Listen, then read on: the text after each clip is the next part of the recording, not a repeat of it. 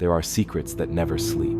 A box, a symbol, and a number 2039. Tonight, let me tell you the story of the final prophecy of the Knights Templar, where the past and the future meet in the dark. If you love stories that send chills down your spine yet you can't stop listening to stay, history is about to tell you what it was never meant to reveal. The artifact was interred where its discovery was least likely. It was not situated within a grand temple or an ornate reliquary, but deeply embedded behind a decaying altar wall, encased in lead and lime, and concealed for 7 centuries. When the containment box was finally opened in 2001, its contents did not merely unsettle the attending archaeologists. They engendered a profound sense of apprehension. Inside lay a metallic disc, cool to the touch, engraved with a design incongruous with any known Templar symbol. This symbol delineated a specific date, a date within our current era and a prophecy which ecclesiastical authorities had sought to eradicate, a secret the Knights Templar evidently died to safeguard. It was subsequently termed the Last Sigil. The narrative begins with a reconstruction of the scene, the perceived slow creak of ancient iron doors opening into a chapel that had not admitted natural light for 5 centuries. The air hung thick with dust, evoking the solemnity of incense, and every brick seemed to resonate with untold secrets. Behind the main altar, a stone slab appeared softened by countless forgotten prayers, yet exhibited an unsettling irregularity. The symmetry was flawed. The masonry lines did not precisely align. In 2001, local restoration specialists in Languedoc observed this anachronistic stonework and undertook an unprecedented action. They breached the wall. The subsequent discovery initiated a cascade of quiet repercussions throughout private ecclesiastical archives, discreet academic networks, and ultimately reached a Vatican conservator who chose not to remain silent. A small, lead-sealed medieval box, evidently untouched, contained a singular object. It was neither parchment nor a chalice, but a disc, roughly the size of a human palm, fashioned from an alloy that continues to resist definitive analysis. Its surface was etched with markings that no recognized Templar order should have employed. At its center, a 6-armed cross appeared, fractured and distorted. Radiating from this core were sigils of an entirely different nature, astronomical, celestial, and, some posit, prophetic. This artifact, now identified as the Last Sigil, defies simple categorization. It transcends temporal boundaries. Embedded within its symbolic system, encoded in a cipher so abstruse that it had not been referenced for over 600 years, was a specific date. This date pertained not to the past, but to the imminent future. This narrative diverges from conventional Templar mythology. It does not delve into speculative tangents regarding holy grails or lost bloodlines. This account is not concerned with what the Templars might have discovered, but rather with what they endeavored to conceal, and how they may have encoded the conclusion of an era within a metal disc no larger than a small plate. Should this artifact prove authentic, and all indications suggest it is, it would not merely reveal the Templars' beliefs concerning time, prophecy, and celestial mechanics, but also demonstrate their foresight of an impending, terrifying, and seemingly inevitable event. To ensure continued access to insights history has deliberately obscured, consider subscribing. This investigation will span continents, centuries, and cosmological paradigms, examining forgotten manuscripts, long-suppressed Vatican records, cryptographic patterns, and astronomical alignments once known only to a dwindling priesthood. At the heart of this inquiry lies one sigil, one prophecy, and one inescapable query: what transpires when the countdown concludes? The chapel itself remains accessible, a modest edifice nestled in the French countryside near Bézieux, adjacent to the crumbled remnants of a former Templar commandery. Most passers-by would likely overlook it. Its roof has long sagged, moss encroaches upon the stone like slumbering ivy, and its bell tower has been devoid of a bell for 2 centuries. Yet, beneath this fading ruin lies a mystery whose implications extend far beyond its lichen-streaked walls. The restoration team arrived in the spring of 2001, their efforts discreetly and almost anonymously funded by a preservation grant absent from public registries. Their stated objectives were structural reinforcement and archival photography. However, the team brought more than scaffolding and brushes. Among them was Dr. Hervé Langlais, a medieval symbologist from Marseille, recognized for his unconventional theories on Templar communication. He was not officially listed as an archaeologist, nor was his presence recorded in the site's documentation. Nevertheless, by the third day, it was he who ordered a halt to the work. The reason was straightforward. The altar wall was not original, or rather, it appeared suspiciously new, dating to the early 14th century, shortly after the dissolution of the Templar order. Its stones were cleaner, the mortar less degraded, and when gently tapped, the wall produced a resonance far too hollow for a solid barrier. Behind it, a cavity awaited, sealed centuries prior. The process of dismantling this false wall spanned nearly 2 days, largely conducted in silence under torchlight. Beyond it lay a small alcove carved directly into the bedrock. At its center rested the leaden box, hermetically sealed with no discernible hinge or lock. It had been meticulously wrapped in fragments of what appeared to be silk, a luxury in medieval France, and secured by rusted copper brackets. According to Langley, an absolute silence descended upon the room as they opened it. The sole content was the disc. It was surprisingly heavy, slightly warm to the touch, and composed of an unclassifiable metallic composition. Some suggested tin, others a complex alloy containing antimony or lead. One theory even posited a meteoric origin, though no tests have confirmed this. More significant than its material composition were the engravings adorning its surface, a network radiating with unsettling precision. There was no Latin text, no inscription, only the visual lexicon of power, geometry, and concealed time. At its core, the unmistakable red cross of the Knights Templar, yet with 6 arms instead of 4, one of which was broken, splintered, as if deliberately shattered. Around it, a ring of symbols echoed ancient planetary glyphs, subtly altered, fractionally offset, like a shadowy reflection of the heavens. Langley captured hundreds of photographs, but these images were never released. The official report submitted to the Ministry of Culture entirely omitted the discovery. Just 3 months later, Langley resigned his academic position, departed Marseille, and reportedly relocated to a monastic retreat in Corsica. He has not made any public statements since. The available information derives from a brief period in 2002, when a few low-resolution scans of his notes appeared online. Quickly dismissed as elaborate hoaxes, they have since vanished from most digital archives. However, they confirmed one crucial detail. The object was authentic, and it corresponded to no known Templar artifact ever catalogued. The most peculiar characteristic was neither the central cross nor the enigmatic planetary glyphs, but the outer ring. A precise arrangement of nearly microscopic notches formed what some interpreted as a cipher, specifically a substitution code linked to astronomical ephemeris tables once used to chart celestial bodies. When loosely decoded, this sequence aligned with planetary movements culminating in the year 2039, a date of considerable importance. Historically, Languedoc was no stranger to secrets, having served as a stronghold for Cathars, Templars, and various heretical factions.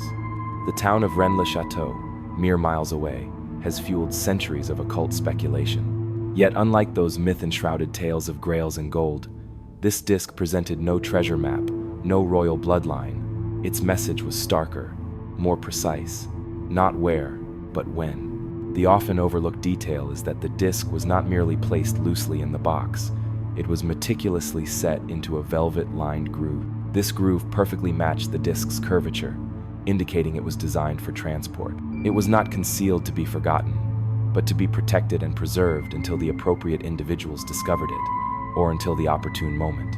This raises a disconcerting question, one still debated quietly among scholars.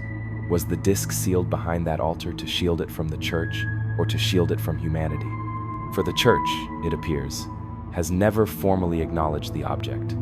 No official records, no conservator samples, no museum holdings exist. The Vatican has consistently denied any involvement.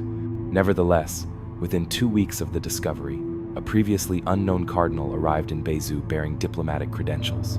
The site was closed the following morning, and the disc, if reports are accurate, was never catalogued into any recognized institutional archive. This silence speaks volumes, not only about the artifact itself, but about what it may signify. A final communication from an order long extinguished, a silent cry encoded in geometry and interred in stone, waiting and perhaps, more chillingly, waiting for the present moment. One is drawn mentally closer to the object itself. The disc, this enigmatic metallic whisper from the 14th century, seems to exert a gravitational pull, much like a lock anticipating its key. From a distance, it resembles a wheel or an ornate seal. However, upon closer inspection, a deeper pattern of deliberate intention emerges. It is evident that this object was crafted to communicate across epochs. The initial attempt at decoding was not undertaken by a cleric or a cryptographer, but by Klaus Ehrenfeld, a retired German astrophysicist with an avocational interest in medieval studies. He spent nearly 2 years meticulously tracing the symbols along the disk's outer edge, utilizing leaked scans from Langlet's 2002 note. His objective was purely data-driven, devoid of theological interest. To his astonishment, what initially appeared as random etchings began to coalesce into a sequence of intervals. Ehrenfeld correlated these notches with known planetary cycles and discerned a profound anomaly. They did not track past events but projected into the future. Specifically, the glyph sequence aligned most precisely with a syzygy, a rare celestial event where 3 or more planetary bodies achieve a straight configuration. The sequence on the sigil corresponded not to any syzygy, but to one predicted for early August 2039, when Mercury, Mars, and Saturn will form a near-triadic configuration in the vicinity of the constellation Virgo. This alignment, while intriguing, became truly unsettling for Ehrenfeld, ultimately prompting him to sever contact with his collaborators when he superimposed the sigil's markings onto the projected sky map. The inner engravings, distinct from the planetary glyphs, specifically the angular patterns between them, mapped perfectly onto the relative positions of the 3 celestial bodies. The fractured 6th arm of the cross pointed with uncanny precision to the moment of maximum alignment. It appeared as though the disk was created not to represent an idea, but to demarcate a specific moment that had yet to transpire. The disk's outermost ring, so finely detailed it appears purely ornamental, also attracted considerable attention. Under magnification, it revealed a ripple-like texturing, inconsistent with traditional hand engraving. Theories regarding its creation vary. Some propose a rudimentary lathe, while others insist upon an impressed mold, possibly cast. However, the pattern itself deviates from the decorative norms of the period. Instead, it mimics the form of a lysagous curve, an oscillating waveform generated by harmonic motion. The concept of a lysagous curve was not formally described until the 19th century, rendering its presence in a 14th century artifact profoundly perplexing, if authentic. This leads to the most controversial interpretation, that the sigil is not merely symbolic but functional. Some posit it as an astrolabe, a rudimentary device for astronomical calculation. Others, pushing the theory further, suggest it represents an encoded countdown, a temporal trigger whose purpose is to mark a celestial event with significant spiritual or even existential consequences. In this view, it is not a map, but a warning, a clock. Predictably, this is where scholarly debate becomes contentious. The sigil lacks any overt inscription, no Latin, no Hebrew, not even the stylized Gothic script common in late Templar liturgy. It communicates solely through symbols and patterns, making it susceptible to multiple interpretations and potential misapplication. One academic faction argues it is a devotional tool. Another insists it serves as a ritual marker. Yet, a third group suggests it points to something altogether more extraordinary, that the Templars possessed knowledge of celestial rhythms centuries ahead of their era, implying they were not merely crusaders but cosmic archivists. This is a compelling hypothesis, but it rests on a pivotal unanswered question. If the sigil genuinely encodes a future date, how could a group of 14th century warrior monks have calculated a planetary alignment nearly 700 years in advance without telescopes, computers, or access to ephemeris tables that would not exist for centuries? This lies at the core of the debate. Some researchers point to Islamic astronomical influences, noting that the Templars maintained contact with Muslim scholars during the Crusades. Others argue for lost Greek manuscripts transmitted through Byzantine intermediaries. However, even these sources typically lack the precision encoded on the disk. The reference to Langlet here is unavoidable. His own unpublished notes, briefly recovered before his withdrawal into silence, hinted at a lost cipher used among high-ranking Templar, initiates a geometric language composed of angles, ratios, and proportional harmonics. Langlet termed it the initiate syntax. Although the term has never appeared in known Templar documents, it offers a crucial clue. If the sigil operates through such a cipher, It may not utilize language as commonly understood. Instead, it may communicate through temporal intervals.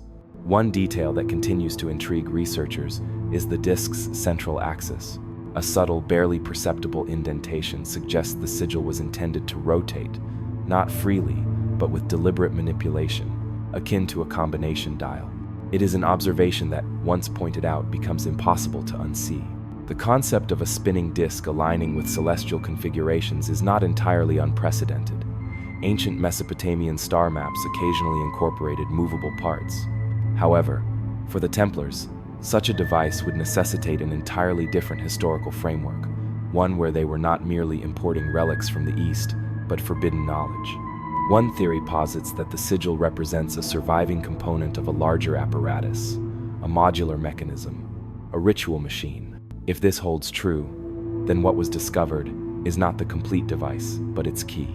And like any key, its significance resides not solely in its form, but in what it is designed to unlock. Therefore, the present situation involves a disk that projects the future, encoding geometry before geometry had a formal name, and which may, in a profound and unsettling manner, have been counting down to a moment not of discovery, but of convergence, a convergence rapidly approaching. The cross is a familiar symbol, broad arms flared at the ends, depicted in vivid crimson against white, clean, symmetrical, and resolute the Templar cross. It stands as one of the most widely recognized symbols in the Western esoteric tradition, etched into countless altars, tombs, and banners. Yet, on the disc, it is altered, or rather, wounded. At its core, the Last Sigil bears this iconic shape, but with 6 arms instead of 4. The 2 additional arms do not extend cleanly, they slant downwards, asymmetrically, and one appears fractured at the joint. This is not erosion or weathering, but a deliberate break, as if it was never intended to be complete. Templar historians have contemplated the 6-armed variant for decades. It does not appear in any officially sanctioned insignia, nor does it correspond to any heraldic forms used by recognized military orders of the Crusades. Nevertheless, traces of it emerge in unusual locations, faintly carved into stones in abandoned Pyrenean watchposts, sketched on vellum scraps from confiscated trial records, and once unearthed beneath a ruined commandery in Portugal as a sandstone relief, so weathered that only its unnatural symmetry hinted at intentional design.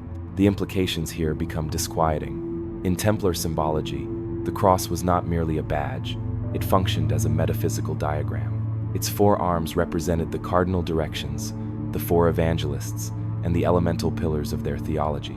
However, this distorted version violates that sacred geometry, tilting the balance and introducing an anomalous axis. Thus, the questions arise.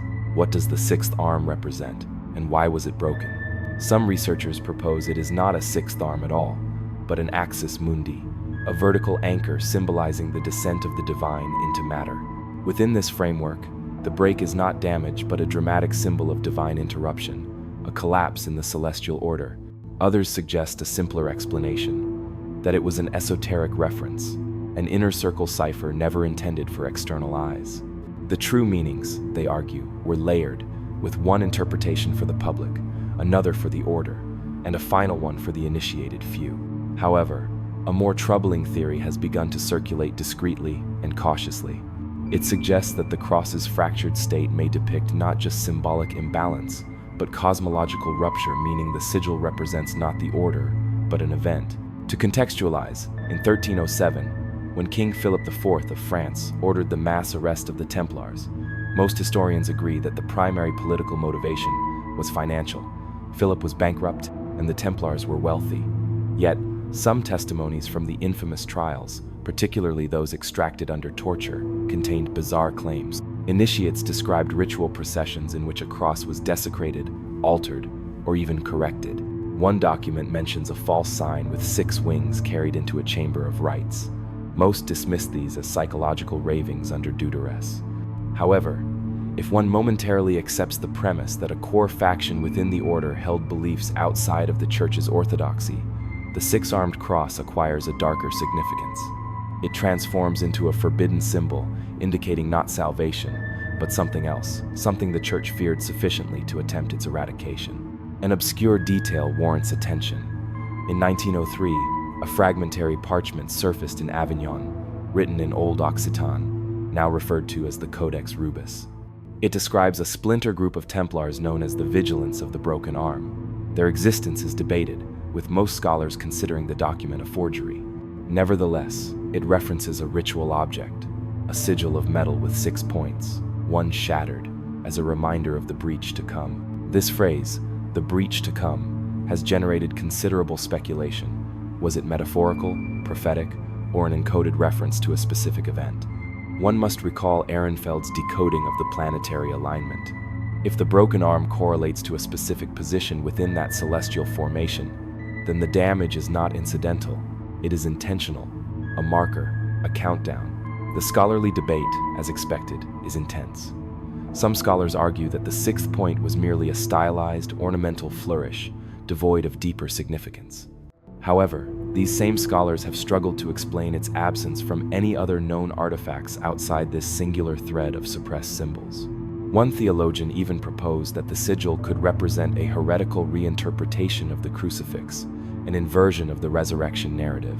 Instead of 4 arms representing balance, 6 points symbolizing disruption, instead of ascent, fragmentation. Furthermore, the shape itself, when geometrically mapped, reveals that the 6-armed cross on the sigil forms a near-perfect overlay with a collapsed stellation diagram. Specifically, it mimics a distorted hexagon, in which one angle has been mathematically folded inward, a structural impossibility in classical geometry, yet permissible in symbolic language.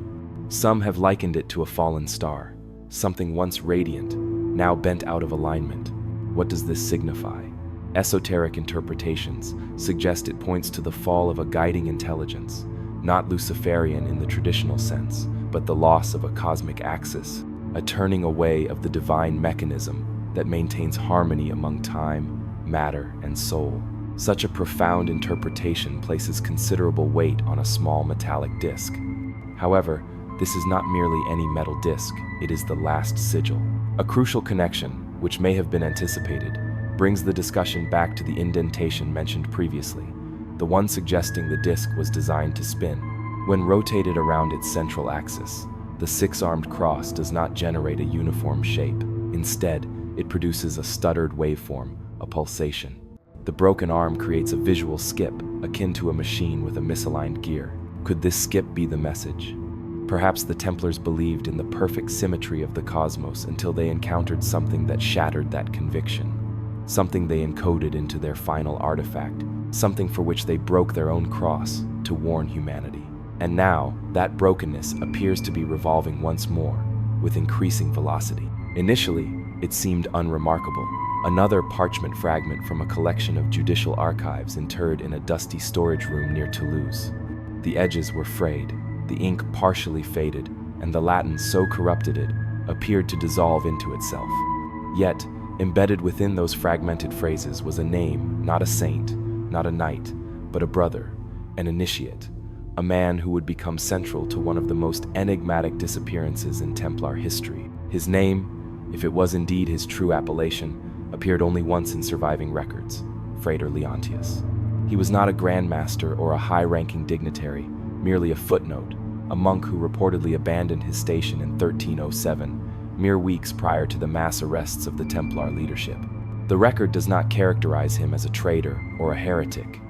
Instead, in a tone both restrained and apprehensive, it labels him with a peculiar phrase, Ultima Sigilli, meaning guardian of the Last Sigil. For years, historians dismissed this title as a misreading, perhaps referring to a lost charter seal or an esoteric term for relic keeping. However, when the identical phrase resurfaced decades later in a separate ecclesiastical marginal note, this time discovered within an inventory of confiscated Templar items transported to Avignon, it garnered the attention of a smaller, more inquisitive group, the Sigil investigators. The note referred to an item of anomalous designation, deemed too heretical for open display and marked for discreet disposal. Yet, beside that terse description was a single word, intactus, untouched. The item had not been destroyed, it had been spared. And directly beneath that, a short phrase inscribed by a different hand, not to be shown to the fathers. This would all remain speculative, vague inventory commentary were it not for a discovery made in 1993. That year, a private library acquisition in Arles yielded a previously uncatalogued 14-page codex, handwritten in Latin intermingled with Provençal, bound in aged goatskin, and bearing no title. It was subsequently dubbed the Manuscript of the Lost Brother. Its authorship is unsigned, but the internal voice of the text repeatedly references my exile from the order and describes a forbidden object entrusted to my flesh alone. The manuscript details a frantic flight through the Pyrenees, the burial of the circle that speaks, and cryptic instructions that read more like desperate warnings than theological prose. One passage has been roughly translated as, "The sign is not a symbol, it is a sentence spoken not with voice, but with sky. When the sixth light breaks and the host turns away, none shall be ready."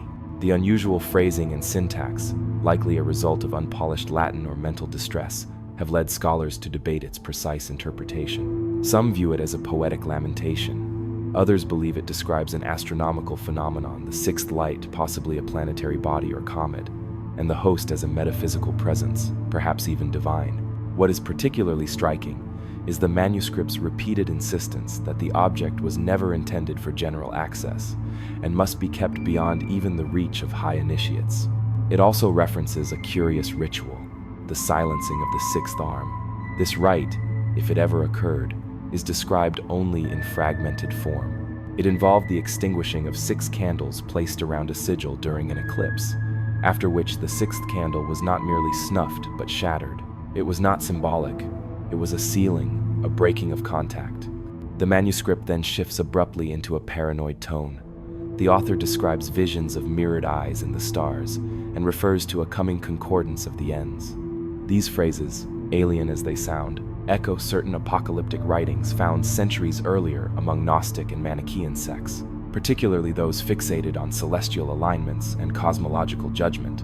What lends the document credibility, despite its almost mystical tone, is its direct reference to a Templar location, later confirmed through independent records. The site, a ruined sanctuary near Montségur, is described as the final hollow where I laid the circle down and folded the stone behind me. Excavations in 1997 revealed a sealed chamber beneath that very sanctuary, which, upon opening, was empty save for 2 items, a velvet-lined recess in the stone and a single broken copper hinge. This hinge matched the description from the Bézout box. This connection compels a reconsideration of the chain of custody. If Frater Leontius, this lost brother, truly fled with the sigil and interred it in Montségur, then someone must have exhumed it later and transported it to Bézout. The temporal gap is vast, nearly 7 centuries. Thus, the question arises, who safeguarded it? Who possessed this knowledge? Who continued the vigil? The manuscript offers its most haunting suggestion on its final page, badly burned but still legible. They who watch are not seen. They need no name. They are the eyes between chapters. This is the obscure detail, a reference to a hidden lineage, guardians, perhaps, whose existence is never openly acknowledged. The Church possesses no record of them. The Templar registry, fragmented as it is, makes no mention of a sect within a sect. Yet, the idea persists that while the order collapsed under charges of heresy, a silent few simply vanished, not into death, but into a state of anticipation. The prevailing question facing scholars is whether this manuscript is genuine. Paleographic dating plausibly places it in the early 14th century, but the lack of provenance, the obscure dialect, and the unsettling apocalyptic tone have kept it outside the mainstream canon. Nevertheless, the artifact evidence from Montségur, the coded references in church archives, and the uncanny consistency with the object discovered in Bézout point to a chilling possibility. The manuscript is authentic, and the sigil's journey, far from accidental, was guided by human hands across centuries. If this is the case, then humanity is not dealing with a relic lost to time, but with a message designed to endure it.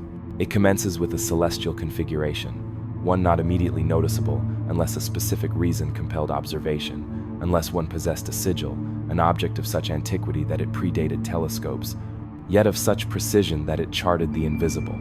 This is a planetary alignment forming not a myth, but a mark, one that has not manifested in nearly 700 years and is predicted to reappear only in 2039. Celestial alignments are a recurring theme in various esoteric traditions, often associated with portals, vortexes, or solar flares.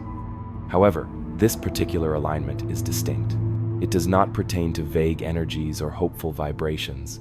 It is a mathematically precise, astronomically inevitable arrangement that unfolds like a celestial lock clicking into place. And the sigil, the disk to which we are continually drawn, contains within its markings the blueprint for this very moment. Revisiting the outer ring, Dr. Ehrenfeld, the German astrophysicist, determined that the sigil's etchings mapped to syzygy. His calculations aligned not with a minor planetary waltz, but with a highly specific formation predicted for August 4th, 2039. On this date, Mercury, Mars, and Saturn will achieve an unusually tight triangular alignment near the Virgo-Leo boundary, one of the most mythologically significant regions of the sky. Furthermore, if the sigil's radial lines are interpreted as angular divisions, they intersect this constellation with disconcerting accuracy. Some might dismiss this, stating that planetary alignments are common. While true, this particular alignment mirrors another that occurred in 1347, precisely 728 years prior. That date is historically significant as the inception of the Black Death in Europe. While correlation does not imply causation, the Templars may not have differentiated. For them, celestial patterns served as echoes, as warnings the heavens repeating their refrains. The situation becomes more unsettling. In certain suppressed Templar texts, primarily fragments preserved in the Vatican's restricted archive, veiled references exist to what they termed the Great Convergence. This phrase appears in connection with celestial observations, but the texts are maddeningly vague, speaking of the stars lining their heads once more, and the shadow of Mars upon the countenance of the lion. Most scholars dismiss these lines as poetic obscurantism. However, when viewed in conjunction with the sigil's alignments, they begin to coalesce into a more coherent message. One phrase in particular stands out: "When Saturn lowers his crown in Virgo, the seal shall stir." One need not subscribe to prophecy to find this unsettling, as Saturn will indeed be entering Virgo during the 2039 alignment. A coincidence, perhaps? Yet, there is further evidence. One of the sigil's outermost rings is engraved with a small series of 28 indentations. Initially, these were thought to represent lunar phases.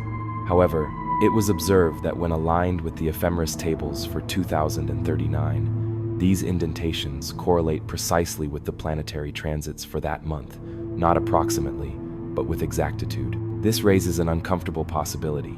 The disk was not merely encoded with star maps, but may have been designed to activate, symbolically or ritually, when those celestial conditions were met.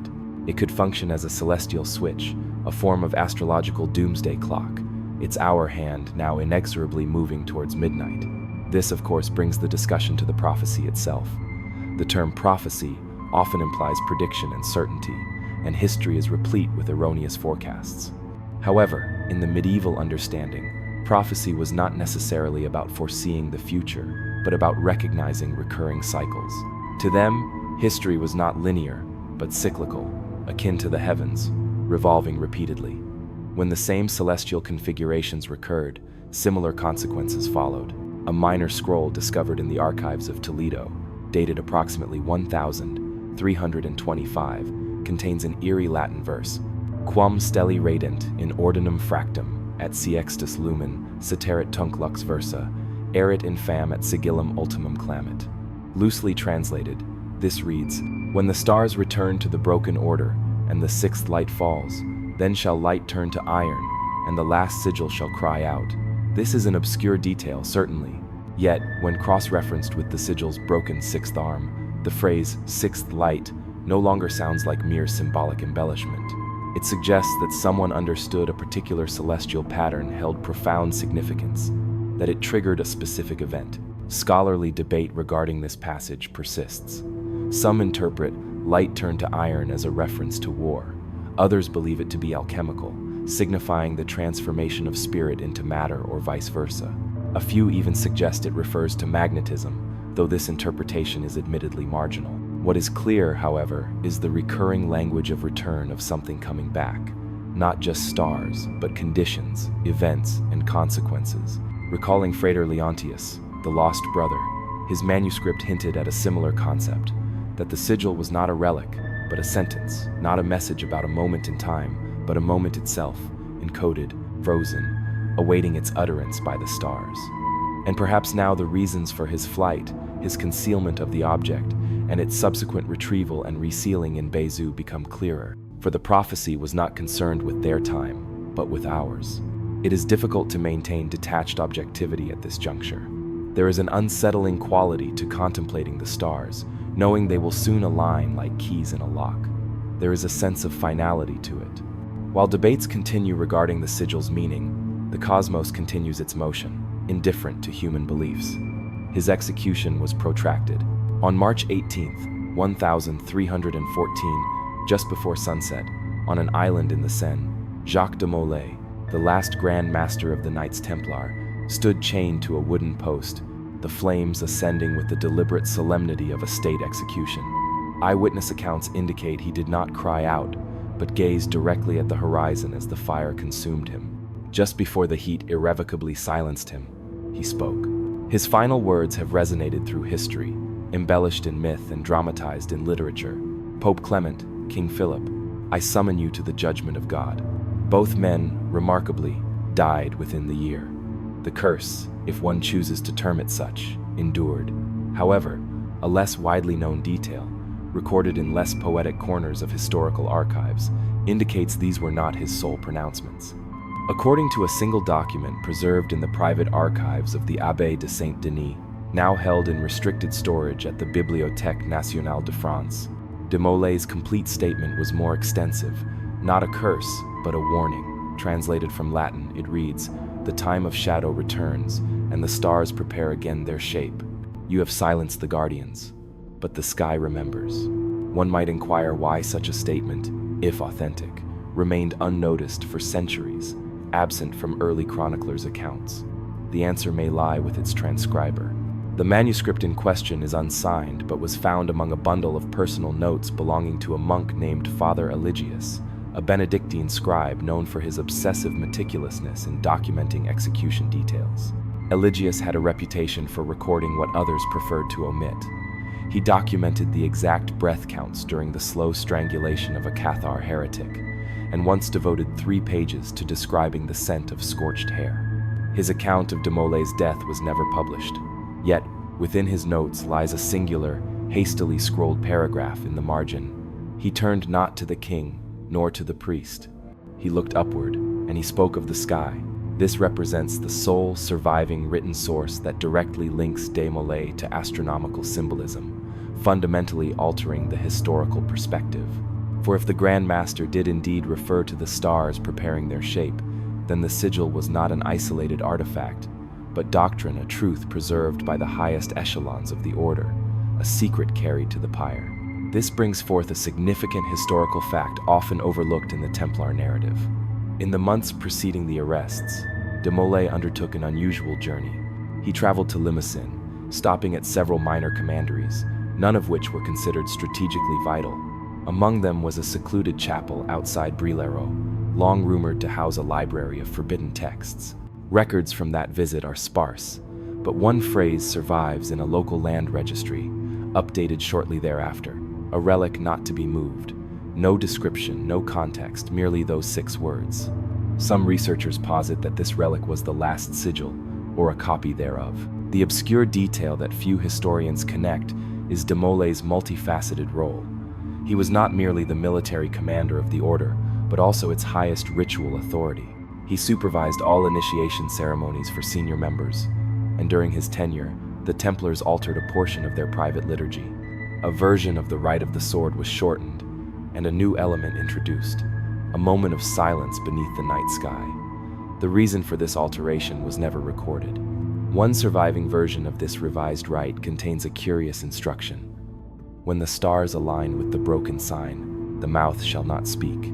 This may have been intended as a metaphor, or perhaps it was an encoded instruction, an initiatory clue for those entrusted with preserving something sacred and profoundly perilous. A larger question, which continues to divide even the most sympathetic Templar scholars, is, what did de Molay believe was impending? Was the prophecy he referenced apocalyptic in a religious sense, the return of Christ, the end of an age, or was it something else entirely, something neither wholly divine nor entirely human. Let us revisit the phrase, "the sky remembers."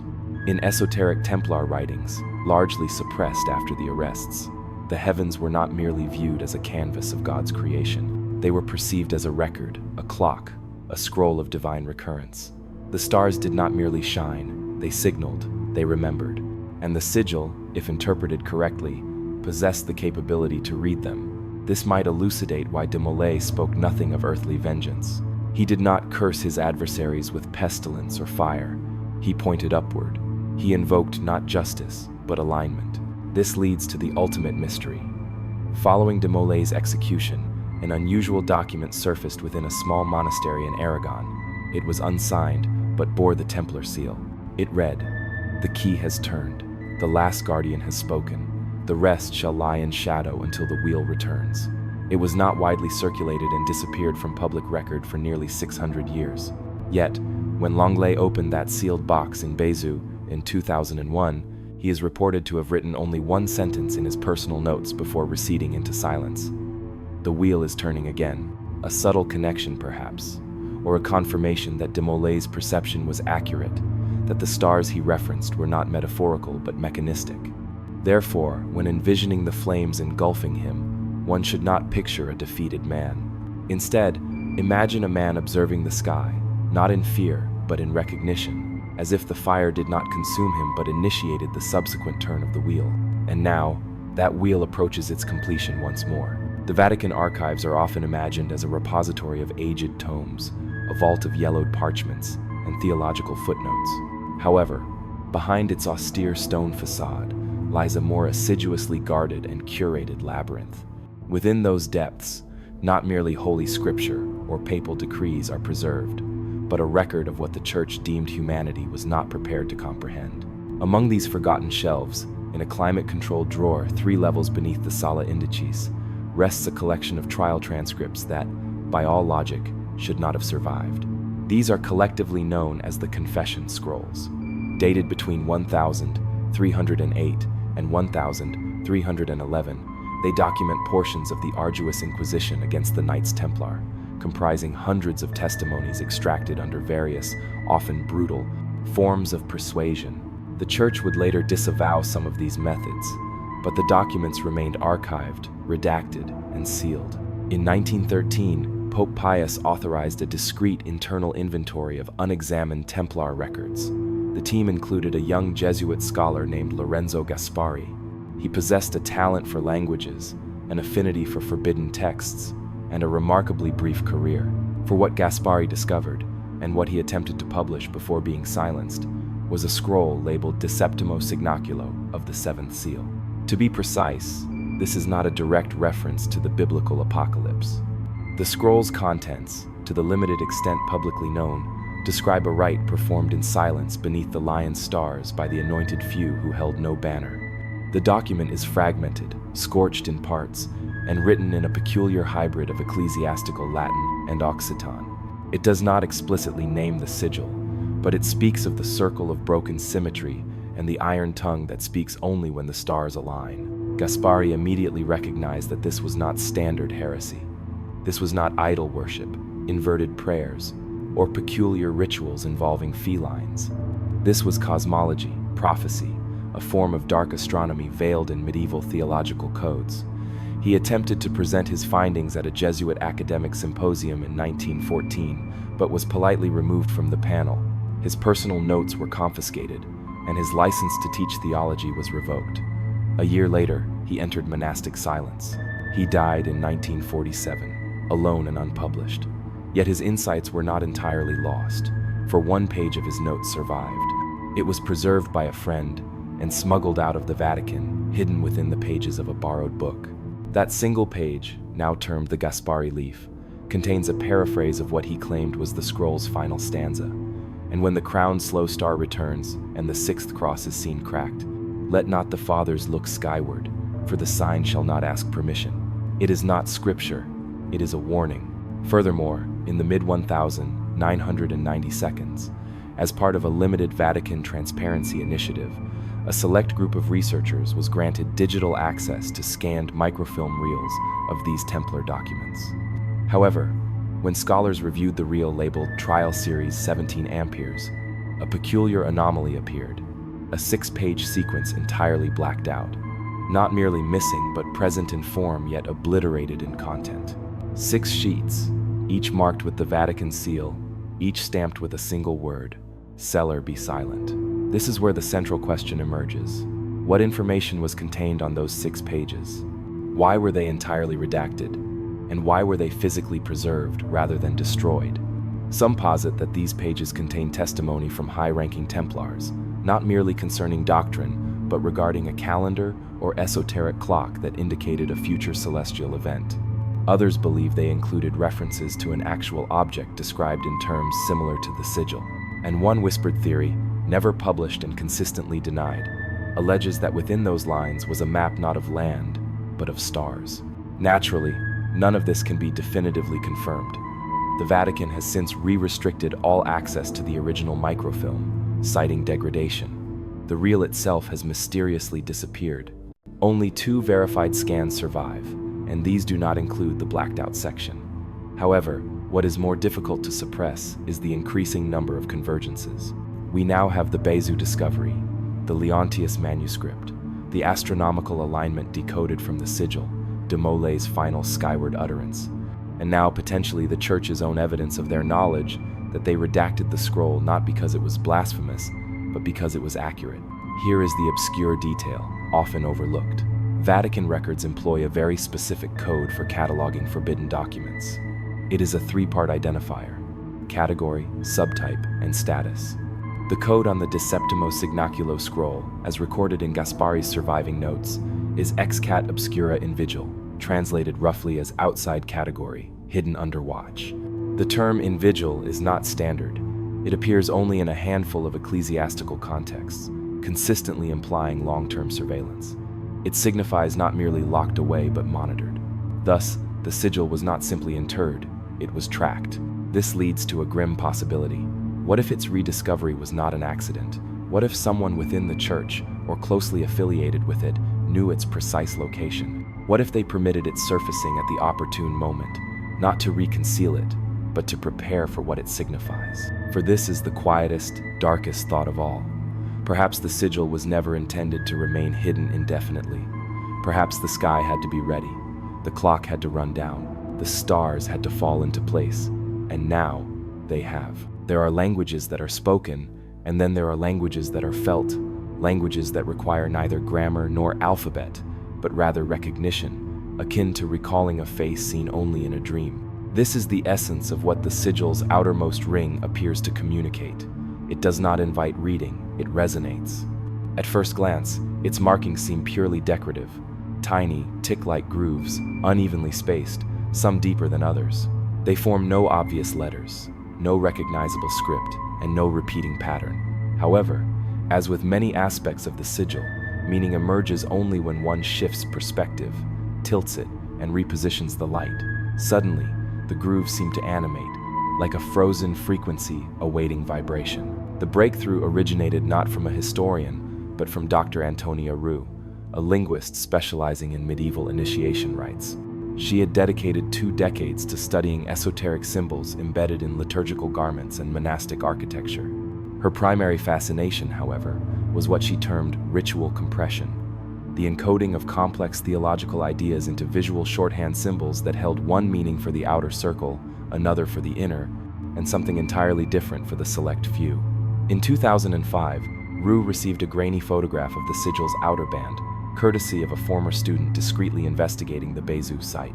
She perceived not noise, but syntax. What Roux identified was a pattern consistent with a class of codes known as substitution matrices, grids in which a symbol or position substitutes for a concept. These were extensively utilized by mystical societies, including certain Cistercian enclaves and, most compellingly, late-period Templars. She cross-referenced the groove sequence against known Templar initiation ciphers, particularly those from the final degree, the highest echelon of the inner circle. This was not the stuff of popular fiction. These ciphers were genuine, attested to in surviving confessions, and discovered in fragments on ceremonial objects. Most were geometrical in nature: lines, dots, intersecting angles. Roux precisely matched 5 sequences from the sigil to entries in an obscure 1311 document, now catalogued in Portugal's National Archive as the Carta de Luz Velada, or Charter of the Veiled Light. This document had previously been dismissed as symbolic gibberish, a feverish record of an initiation rite lost to time. But now, with the sigil as key, its meaning became accessible.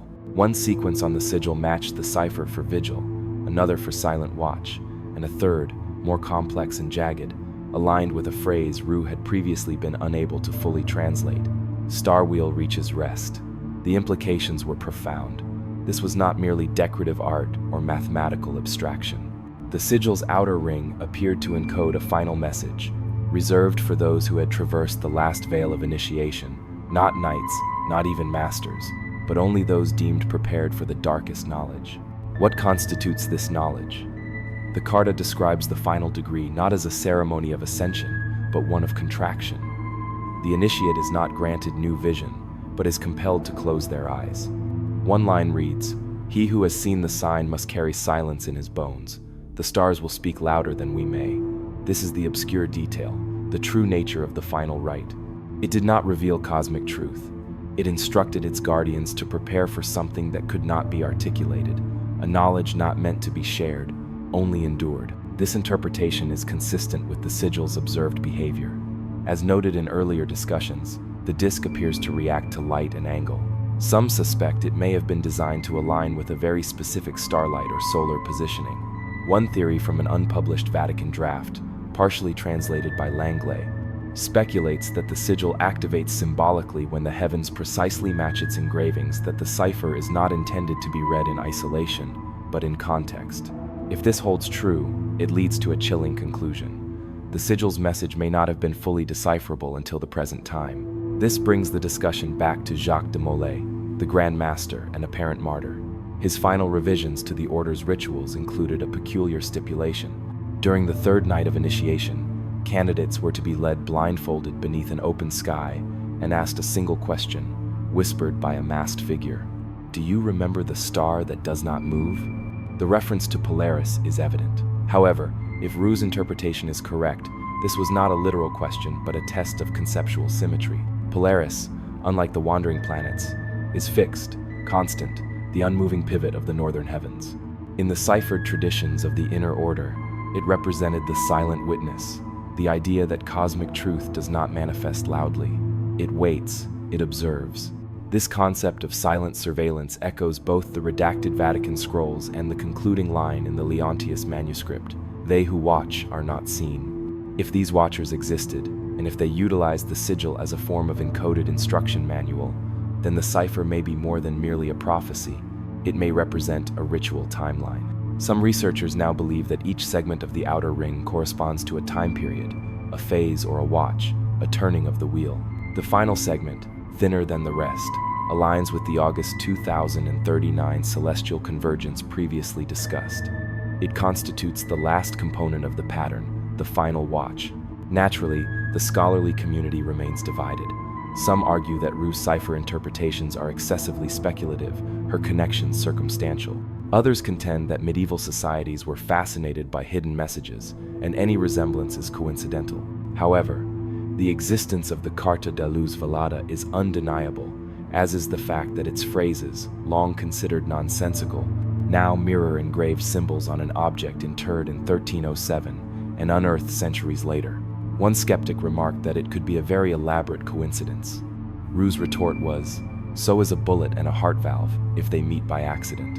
The lingering question is whether the cipher was intended to be broken, or if it was a lock never meant to be reopened.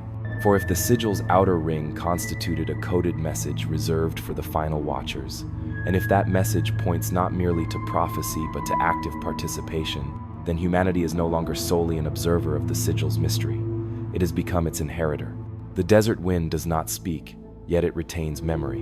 In Cairo's ancient quarter, nestled behind a crumbling madrasa and the rusted framework of a 12th century gate, lies a fragment of a forgotten archive, an annex of Dar al-Kutub, Egypt's national library, where rare manuscripts slowly degrade in perennial twilight.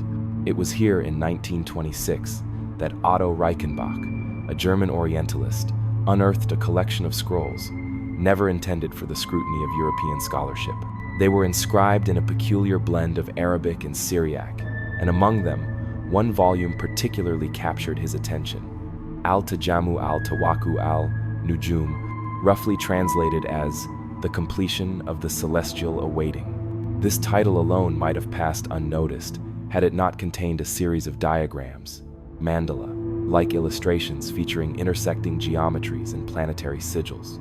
However, it was one specific shape that captivated Reichenbach: a six-armed cross, with one arm broken, surrounded by glyphs disturbingly similar to those found on the Bezu sigil. This detail never made it into his official notes, as Reichenbach died quietly before he could present his findings. His papers were subsequently boxed and dispatched to his widow, who sold them en masse to a private collector in Geneva. For decades, the collection remained unexamined until 2008, when Dr. Yvon Montre, a French archaeologist, traced it to a storage vault in Zurich. Inside, still pressed between tissue-thin folders, were high-resolution rubbings and sketches of the Cairo scroll, including a complete rendering of the anomalous cross and the heading above it, Al-Kir, the final seal. Here lies a pertinent historical fact. During the 12th and 13th centuries, the Templars established numerous points of contact with Islamic scholars, particularly during truces and prisoner exchanges. The renowned Templar stronghold of Safed in modern-day Israel was not merely a military fortress. It was a site of negotiation and, according to some accounts, study. Although the official church position advocated theological supremacy, Templar leadership frequently sought knowledge wherever it could be found. Some even maintained private correspondences with Sufi mystics. One document preserved in Palermo's Royal Library describes a discussion of the heavens held between a Templar knight and a muwaqqit, an Islamic timekeeper responsible for determining prayer hours through celestial observation. Their dialogue focused not on salvation, but on Saturn. Why Saturn? Why the slowest, most distant of the visible planets? Because to both Muslim astronomers and Templar mystics, Saturn represented the boundary, the edge of divine influence, the final threshold before the unknown. This brings forth the concept of the Black Sun, a term that has endured centuries of misinterpretation. The Black Sun, Shams al-Aswad, was not originally a Nazi symbol or an occult fantasy. In early Egyptian astronomy and Babylonian stellar theology, it referred to a dark alignment, a moment when the outer planets cast their shadows across Earth, not physically, but metaphysically, an era of delay, of pause, of silence from the heavens. The scroll Reichenbach discovered in Cairo described a moment in which the dark crown of Saturn shall press upon the head of Virgo, and the iron tongue will awaken. This phrase should resonate as familiar by now. It is almost identical to the apocalyptic line from the De Septimo Signaculo scroll in the Vatican archives, a similarity too close to be coincidental. This represents the obscure detail, the transmission of symbology across forbidden divides. Somehow, despite the religious chasm between Christian knights and Muslim astrologers, both sides recorded the same shape, the same timing, the same stellar forecast, not as rivals, but as witnesses. Therefore, the question arises: how did this knowledge travel from Cairo to Carcassonne? This remains an open query. In 1273, a Templar vessel departed from Acre under the command of a man known only as Frater B. His logbook, if authentic, was discovered in the wreck of a salt freighter near Marseille in 1959. It references a dark mirror taken from the east and its intended delivery to the sanctuary beyond Montségur, which places it squarely in Cathar territory. That region, already a hotbed of theological dissent, may have provided the ideal hiding place for a relic deemed too dangerous to keep in Templar strongholds. And Carcassonne, the fortified city northeast of Bezu and a short distance from Rennes-le-Château, historically contained an unusually high number of Templar initiates per capita. Local oral histories, often dismissed by historians as fanciful peasant tales, speak of men of the Red Cross guarding the stars beneath the stone. These same tales describe a disk of heaven cracked by silence. A coherent arc begins to emerge: Cairo, with its black sun scroll and planetary alignments, then the Mediterranean voyage, then Bezu, then silence. And, perhaps most significantly, one observes the convergence of esoteric systems. In the east, the black sun as a cosmological boundary.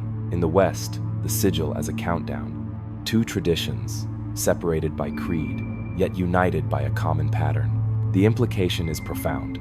The Templars may not have originated the prophecy. They may have inherited it, which would render the Last Sigil not a creation, but a continuation, a vessel not of belief, but of transmission. It represents the medium through which a celestial warning, spanning cultures, languages, and centuries, was preserved.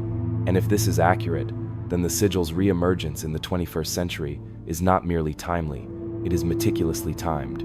For as the 2039 alignment approaches, the black sun returns, the slow crown of Saturn descends again, and the watchers, whoever they may be, once more lean in, awaiting. The atmospheric conditions shift upon entering Italy. While the language changes, the underlying prophecy remains consistent. Long before the Templars etched warnings into metal, and prior to Islamic astronomers charting the dark crown of Saturn, there existed the Sibyls, mystic prophetesses who delivered riddles from shadowed caverns. These figures were not priestesses or seers in the modern sense. Rather, they were regarded as vessels, mouthpieces for divine truths, intended not to comfort but to disquiet.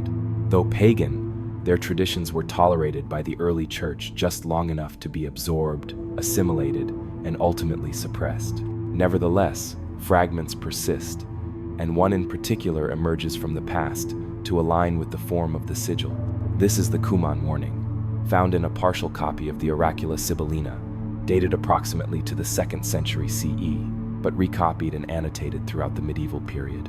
The relevant passage, obscured within a deluge of apocalyptic metaphor, reads, "When 6 points pierce the wheel of stars, and the watchers blink not beneath Virgo's gaze, a silence shall descend upon man's tongue. The iron mark shall stir, and the order of heaven turn backward." It would be tempting, perhaps too tempting, to dismiss this as mere poetic coincidence. Classical prophecy is, after all, notorious for its layered ambiguities. However, a crucial detail emerges. In 1321, an anonymous marginal note was appended beside this stanza in a Latin manuscript housed at Monte Cassino. It simply states, "Templum, fractum, sigillum, novissimum, broken temple, last sigil." Scholars concur that this is no coincidence. The historical fact is that the Templars were known to have translated and preserved select classical texts. Their scribes frequently worked in multilingual scriptoria, particularly in commanderies near Muslim-controlled territories, where Greco-Arabic scientific manuscripts were abundant. The presence of a Sibylline fragment in a Templar archive is therefore within the realm of possibility. The situation becomes even more intriguing with another marginal note, this one discovered in a damaged volume held at the Abbey of Farfa. It suggests that certain Templars considered the Sibylline books not as pagan heresy, but as veiled prophecy, originating from the same divine source they worshipped. God, the monk wrote, speaks not only through saints but through echoes, and what better echo than the stars? This brings forth the obscure detail, a parchment discovered in Avignon in 1967, folded between pages of unrelated land tax record. It bore no title but included a diagram, a circle with 6 spokes, one broken and a Latin phrase beneath, Oracula rotum sicit astra attemput fam strongit. This translates as, prophecies turn as the stars do, and time, like iron, will break itself. The symbolic resonance is eerie. The 6-armed wheel, one arm broken, references to iron and silence, the proximity of Virgo, the repetition of themes across radically distinct traditions. This convergence points not to cultural coincidence, but to a deeper underlying pattern. The open scholarly debate, however, lies in interpretation. Some argue that the Sibylline fragments were misinterpreted, recontextualized through a medieval Christian lens to justify apocalyptic expectations. They suggest that the Templars, under duress from persecution and betrayal, began to perceive themselves as guardians of a cosmic truth, appropriating symbols from diverse sources to construct a narrative of final warning. Others propose a more unsettling hypothesis, that the Templars were not merely fabricating myths from panic, but were responding to an actual tradition. They encountered a lineage of thought that extended from Delphic utterances to Babylonian stargazers through Sufi mystics and Coptic scribes, all referencing the same event. A celestial turning, a fracture in the temporal order. Where does the sigil fit into this? If one subscribes to the convergence theory, then the sigil serves as the medium, a condensation of eschatological ideas transmitted through centuries of sacred geometry. It is not merely a Templar relic, but a glyph encoded with ancient expectation. Dr. Silvano Marchesi of the University of Bologna went so far as to claim that the sigil is a Sibylline engine, a symbolic device intended to fulfill prophecy not through speech, but through precision. The Sibyls sang the song, he wrote. The Templars built the instrument. This theory would be readily dismissed were it not for one final detail. In the Vatican's restricted index, beneath a now-sealed category once designated clausus obscura, lies an inventory of confiscated items from 1,312. One item is described as a wheel of iron engraved with stars and notations, suspected of demonic origin. The attached note indicates it to be of Eastern design, but mentioned in the writings of the Sibyl. The document, now redacted, was signed by none other than Cardinal Bertrand de Got, later crowned Pope Clement V, the very pope who orchestrated the Templars' downfall. The connection is clear. He did not merely destroy them, he appropriated something he knew. Thus, the question arises, were the Sibyls simply mythical madwomen, or were they early messengers of a pattern none were meant to recognize?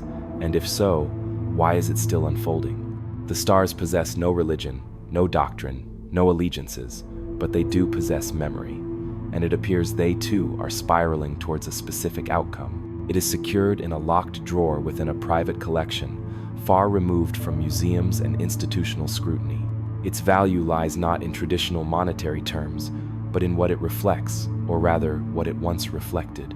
The object is a mirror, roughly oval, approximately the size of a human face, set within a frame of obsidian black glass. The reverse side bears an etching, not a name, not a prayer, but a pattern. For those who have followed this investigative journey, the nature of this pattern is familiar. 6 arms, one broken, the sigil. Its provenance leads to a name frequently whispered in the shadows of European mystery: Mary Magdalene. More precisely, it leads to the legends surrounding her, the whispered myths of her journey to southern Gaul after the crucifixion, the sacred feminine she purportedly embodied, and the guardians who watched over her relics. However, the present inquiry does not pursue bloodlines or apocryphal romances. It follows the trail of an artifact rumored to be held by a group of guardians situated outside Rennes-le-Château, the same region where Templars once constructed commanderies and concealed their deceased in catacombs that remain largely unmapped, the identical ground where the box containing the Last Sigil was sealed behind the Bézu altar. The mirror surfaced in the late 19th century when an obscure cleric, Abbé Duret, mentioned it in a letter to a fellow antiquarian. He claimed it had been preserved by a secretive order of nuns, les filles de l'ombre, the daughters of the shadow, who traced their lineage to the Magdalene's companions. According to the letter, the mirror was utilized during nocturnal rites to observe the return of the seal, and here the narrative becomes peculiar. The abbé described the mirror not as a passive object, but as reactive. He asserted that under specific astronomical alignments, particularly when Mars ascended beneath Virgo in late summer, the mirror would reveal not the one who looks, but the one who waits. Predictably, historians dismissed this as pious hallucination. Duret was labeled unstable, and his letters filed under folk legend. However, in 1972, the mirror reappeared in the possession of a reclusive Belgian collector who permitted a select group of scholars to examine it. The obsidian frame matched volcanic glass from a quarry in Anatolia, a site frequented by early Gnostic cults. The engraving on the back precisely matched the radial curvature and central geometry of the Bézu sigil. Now for the obscure detail. Under polarized light, the mirror's surface reveals faint inscriptions invisible to the naked eye. These are not words, but points mapping constellations, yet not random ones. When charted, they correspond to the celestial configuration as it would appear on August 4th, 2039. Again, that specific date. This raises a disquieting question. If the sigil is a record, then the mirror may have been the medium, a vessel through which the encoded knowledge of the Templars, or their predecessors, could be observed. Not read, not interpreted, but seen. Some have likened it to a scrying device, but that term oversimplifies its nature. What the mirror reflects is not future or past in the conventional sense. It is a configuration, an alignment, as if its sole purpose is to respond when the heavens assume a particular arrangement. Consider this. The mirror was consistently kept face down, wrapped in black silk, stored in cedar boxes, and concealed behind altars or beneath floorboards. This was not because it was sacred, but because it was deemed dangerous. This notion recurs repeatedly in the disparate documents pertaining to the mirror, warnings to keep it covered, instructions that it must only be unwrapped beneath silent stars, accounts from initiates who gazed into it and claimed to perceive shapes, movements, and patterns that echoed through their dreams for years afterward. Skepticism is natural, but here is the crucial link. Several of these accounts describe what they witnessed not as a vision, but as a fracture, a breaking of symmetry. One individual described the moment as a sound without sound in the shape of a wheel. Another simply wrote, "The sky turned black and said nothing," recalling the ciphered initiation text from the Carta de Luz Velada, which instructed, "He who has seen the sign must carry silence in his bones." The connection grows stronger and more deliberate. This mirror, if it is indeed what the nuns and the abbé believed, was not a relic of Mary Magdalene at all, or rather, it was never inherently hers. It may have passed through the hands of her followers, preserved as a sacred object, and reinterpreted as a divine mystery, but its fundamental function predates any Christian myth. Its geometry is older, colder, celestial, and that opens an even deeper question: who created it? The craftsmanship of the frame does not align with medieval techniques. The black glass is unusually smooth for the period, more akin to obsidian polished by Mesoamerican artisans than by European monastics. And the etching, laser-precise yet without lasers, presents a paradox. A recent unpublished analysis, discreetly conducted by a private conservation laboratory, dated the obsidian surface to at least the 12th century. However, the tools employed to shape it remain unknown. No chisel marks, no tooling residue, merely a single, perfect form, reflective and dark, bearing an engraving that no known contemporary could have created, save perhaps those who comprehended not merely form, but function. What if the mirror was never intended for self-reflection? What if its purpose was to reveal something one was not meant to perceive? Not prophecy, not deities, but timing. What if the sigil is the code, and the mirror is the reader? This would elucidate why the two objects, separated by geography and function, share the identical broken geometry. Why both reference the same celestial date? Why the deepest rituals of the Templar inner circle referred not to revelation, but to reflection? For if one observes the sigil for an extended period, one does not merely perceive stars.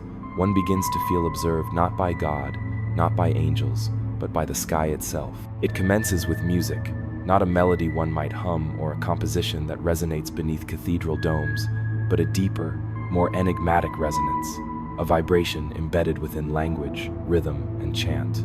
This is the type of music that ancient orders believed could alter the world, not through melodic expression, but through alignment. Within such a chant, discovered partially erased on goatskin vellum in the ruins of a Templar priory near Freiburg, lies perhaps the most cryptic clue in the entire sigil mystery. A chant without a name, an unknown composer, and no recognized liturgical application. Scholars now refer to it simply as the seal of the angelic war. To establish the historical context, in 1891, during a winter excavation in the Black Forest, archaeologists recovered fragments of a musical manuscript stored inside a wooden reliquary box. Initially, it appeared to be a typical monastic antiphon. However, certain irregularities were apparent. The notation employed an archaic pneumatic system predating Gregorian script.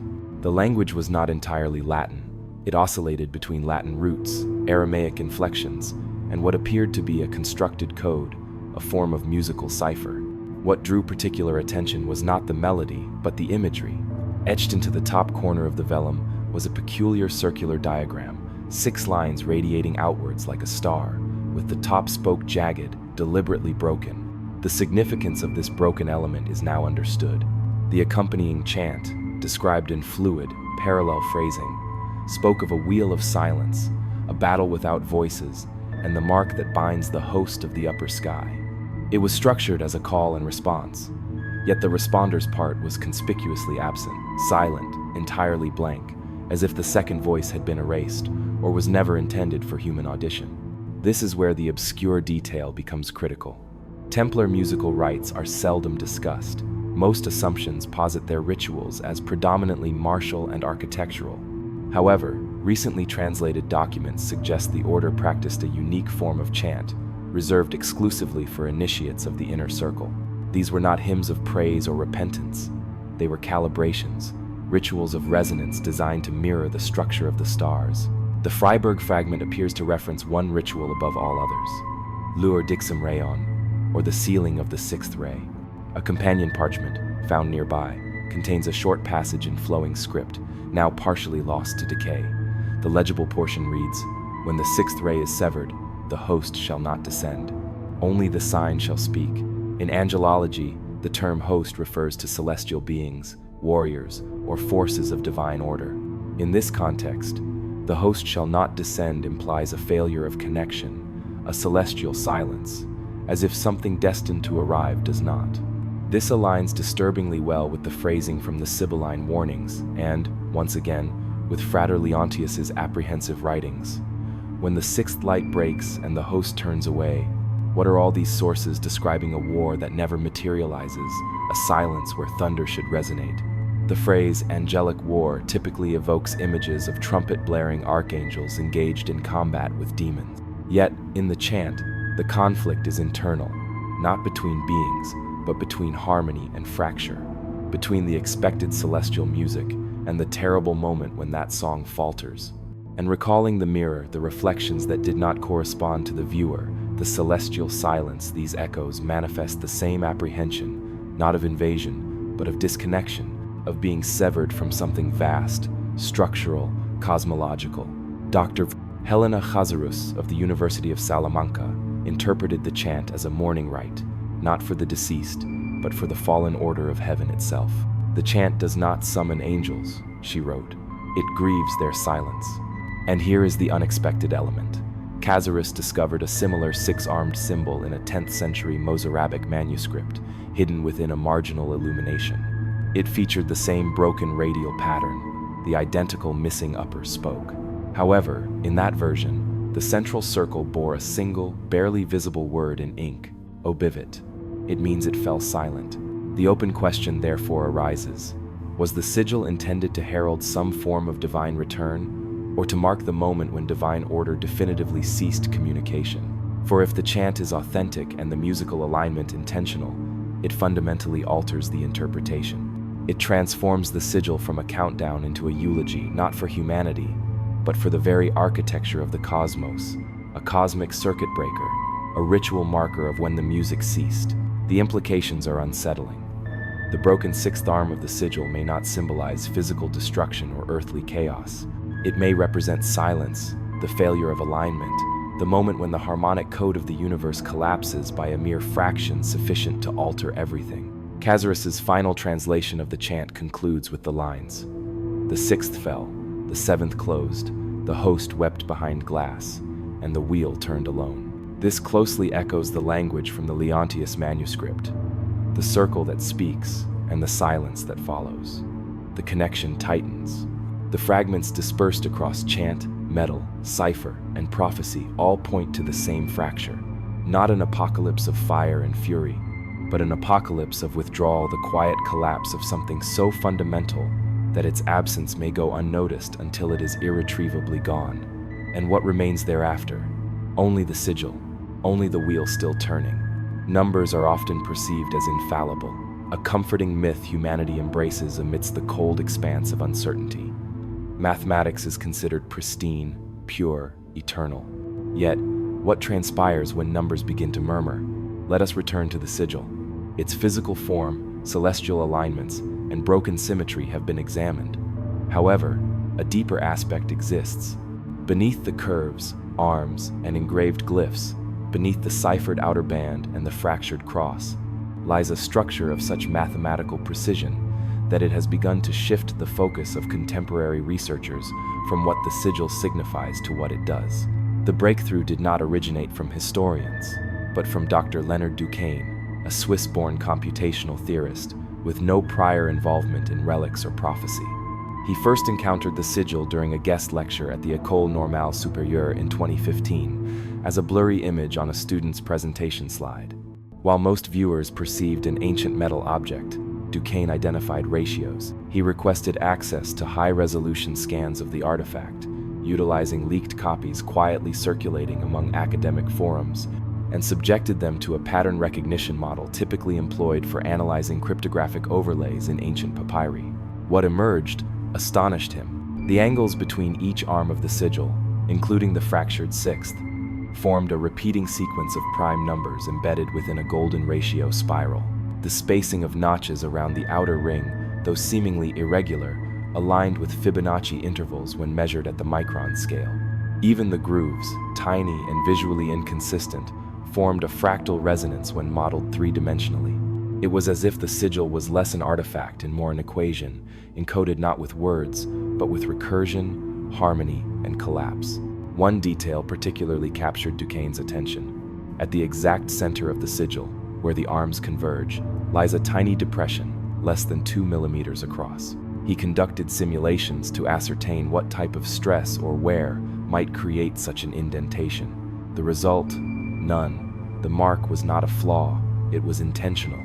Furthermore, it functioned as a focal node.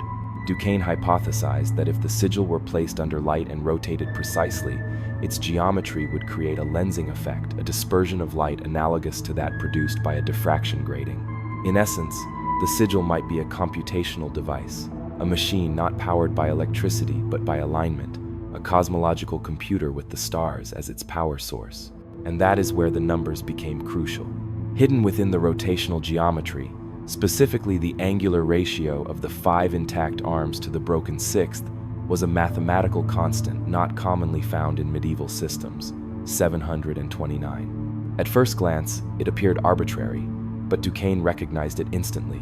3 to the 6th power, 3x, 3x, 3x, 3x, 3x, 3, or 729. Recalling the Charter of the 13, mentioned later in this investigation, which references a ceremony performed once every 729 years, a connection emerges. At the time, this was largely considered allegorical or poetic.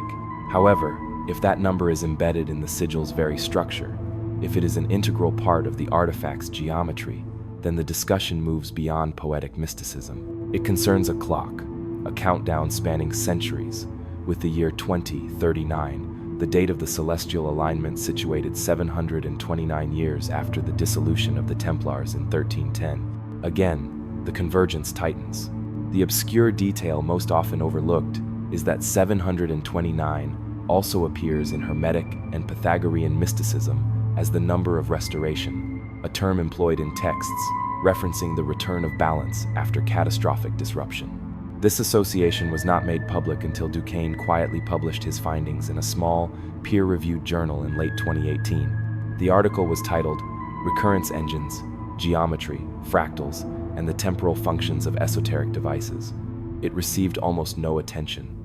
Subsequently, the journal was acquired, the article removed, and the archive closed a familiar pattern. The open question among those who have reviewed Duquesne's data is, was the sigil designed by someone who comprehended these mathematical principles, or did it emerge from a deeper, unknowable pattern? Did the Templars intentionally embed the number 729, or did the number reveal itself to them, like a whisper from the very structure of time? Some believe it points to ancient knowledge, not extraterrestrial, not magical, but simply ancient, forgotten, transmitted not in words, but in ratios, carried from Sumerian stargazers to Egyptian architects to Arabic mathematicians, and finally to a group of warrior monks who ostensibly should have possessed none of this knowledge. The connection here is subtle but essential. Recalling the lysagous curves identified in the sigil's surface texture, which describe harmonic oscillations, essentially wave interference, Duquesne discovered that when modeled as a 3D topography, the sigil's surface replicates a harmonic field collapse at 729 Hz. Coincidence? Or was the sigil designed not only to be observed, but to resonate? One might inquire about the significance of 729 Hz, what that frequency implies. The answer is that it signifies nothing in isolation. Frequency alone is inert. However, when combined with structure, geometry, rotation, and precise timing, it transforms into a signal, a tone, perhaps even a summons. The implications are dizzying. If the sigil is a device, what occurs when it activates? What is the outcome of the countdown? Is it spiritual, astronomical, psychological, or something entirely different? For the sigil does not prophesy an ending. It counts to 1 to the number of the end. And what transpires thereafter, no one has yet dared to record. In a quiet archive room beneath the Torre do Tombo in Lisbon, filed among centuries of forgotten maritime records, exists a document whose existence was long suspected but never verified. It is a single sheet of vellum, brittle with age and inked in a peculiar blend of Latin and Galician Portuguese. Its heading reads simply, Carta dos Treze Silencios, or the Charter of the 13 Silent Ones. It is unsigned, undated, and anonymous, but the seal pressed into the corner, though faded and partially crumbled, still bears a haunting shape, a cross with 6 arms, one, as always, broken. This charter is not a law, an edict, or even a letter. It is a ritual prescription, a set of instructions written in such ceremonial prose that it reads less like an administrative record and more like a code of conduct for spectral entities. It describes the formation of a conclave, 13 individuals, nameless and faceless, selected once every 729 years. Their duty: to tend the wheel, seal the mouth, and ignite the circle when time curls upon itself. The phrasing is maddeningly opaque.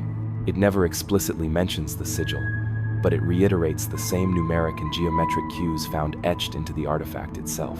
And embedded within the final paragraph is the most specific line of all. Upon the return of the 6-pointed cross to the southern stone and the shadow of Saturn upon the Virgin, the watch shall resume. The circle must be spoken not with voice, but with action. For those following closely, the 729-year cycle once again connects 1,310 to 2,039. This constitutes the historical fact. The charter exists. It is archived and catalogued as a private devotional text of unknown sectarian origin. However, behind closed doors, numerous cryptographic specialists have examined its structure and concur that it is not merely devotional rambling, it is a countdown protocol.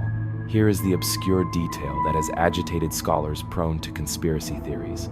The charter is formatted into 13 stanzas.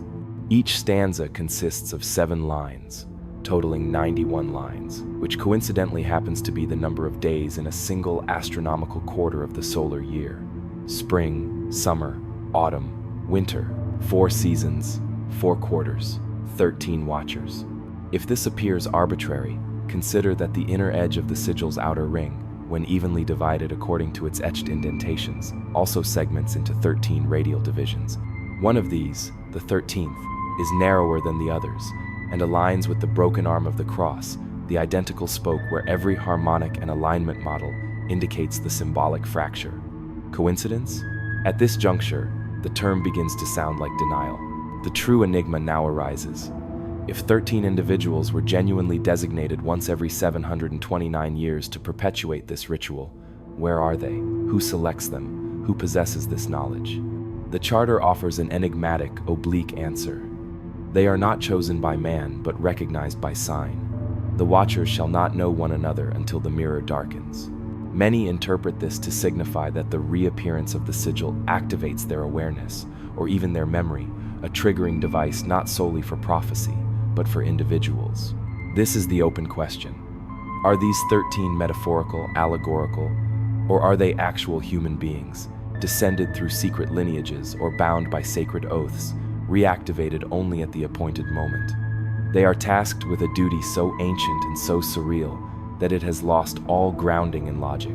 A controversial 1987 manuscript from Portuguese historian Thomas Frade da Costa suggests a possible lineage.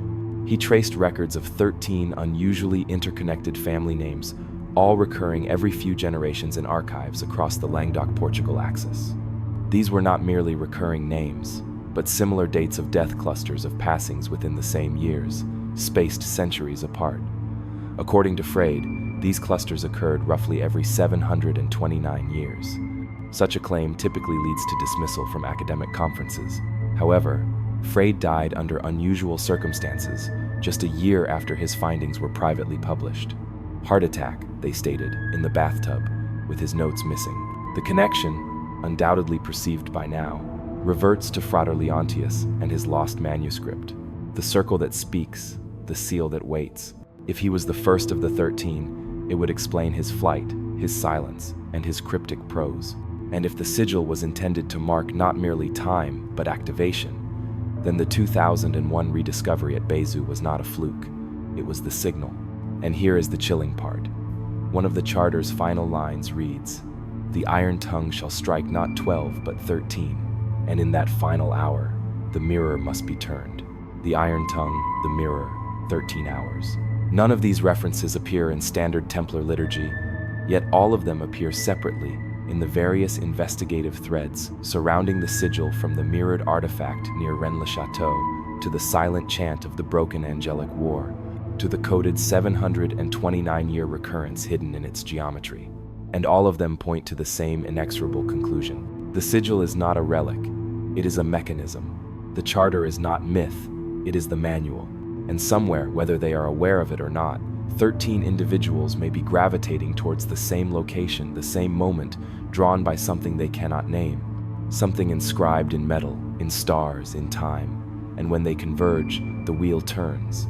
The air in the Black Forest becomes dense after dusk.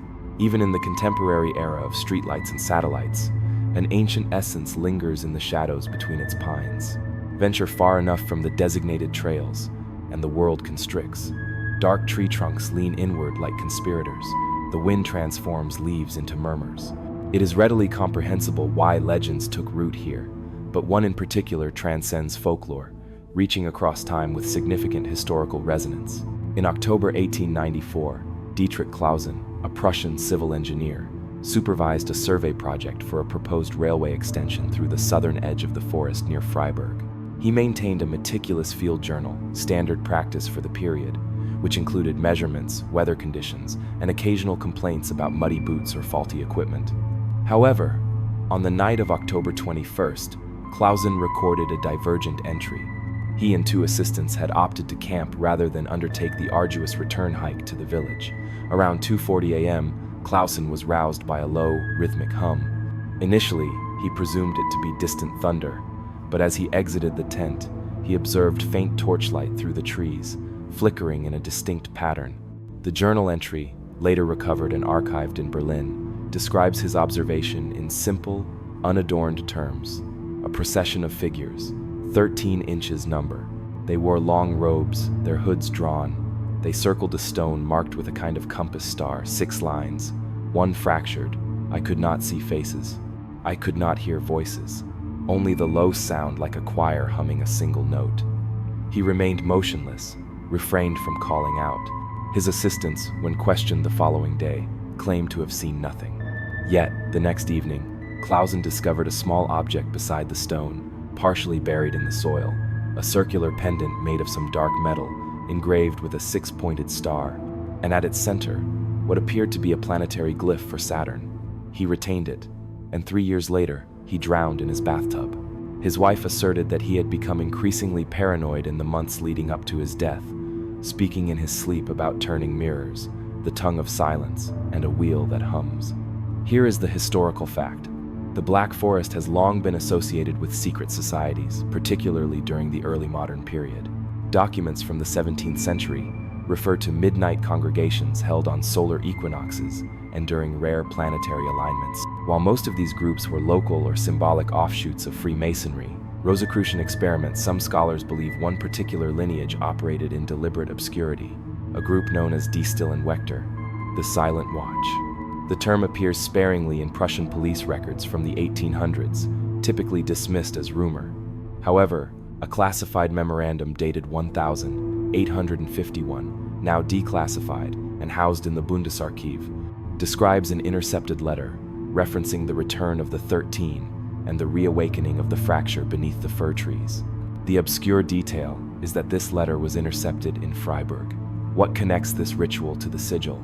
It is the shape. The compass star Clausen described precisely matches the pattern etched into the disc discovered at Bezu, the same broken 6th line, the identical radial geometry.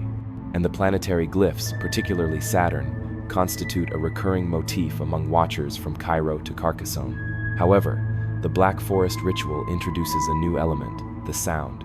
Multiple sources mention it not a chant, not a song, but a tone, low, harmonic, continuous.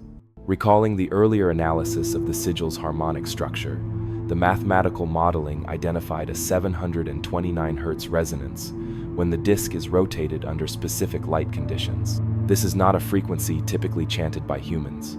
It is a tone, a tuning, a signal. This leads to a disturbing possibility.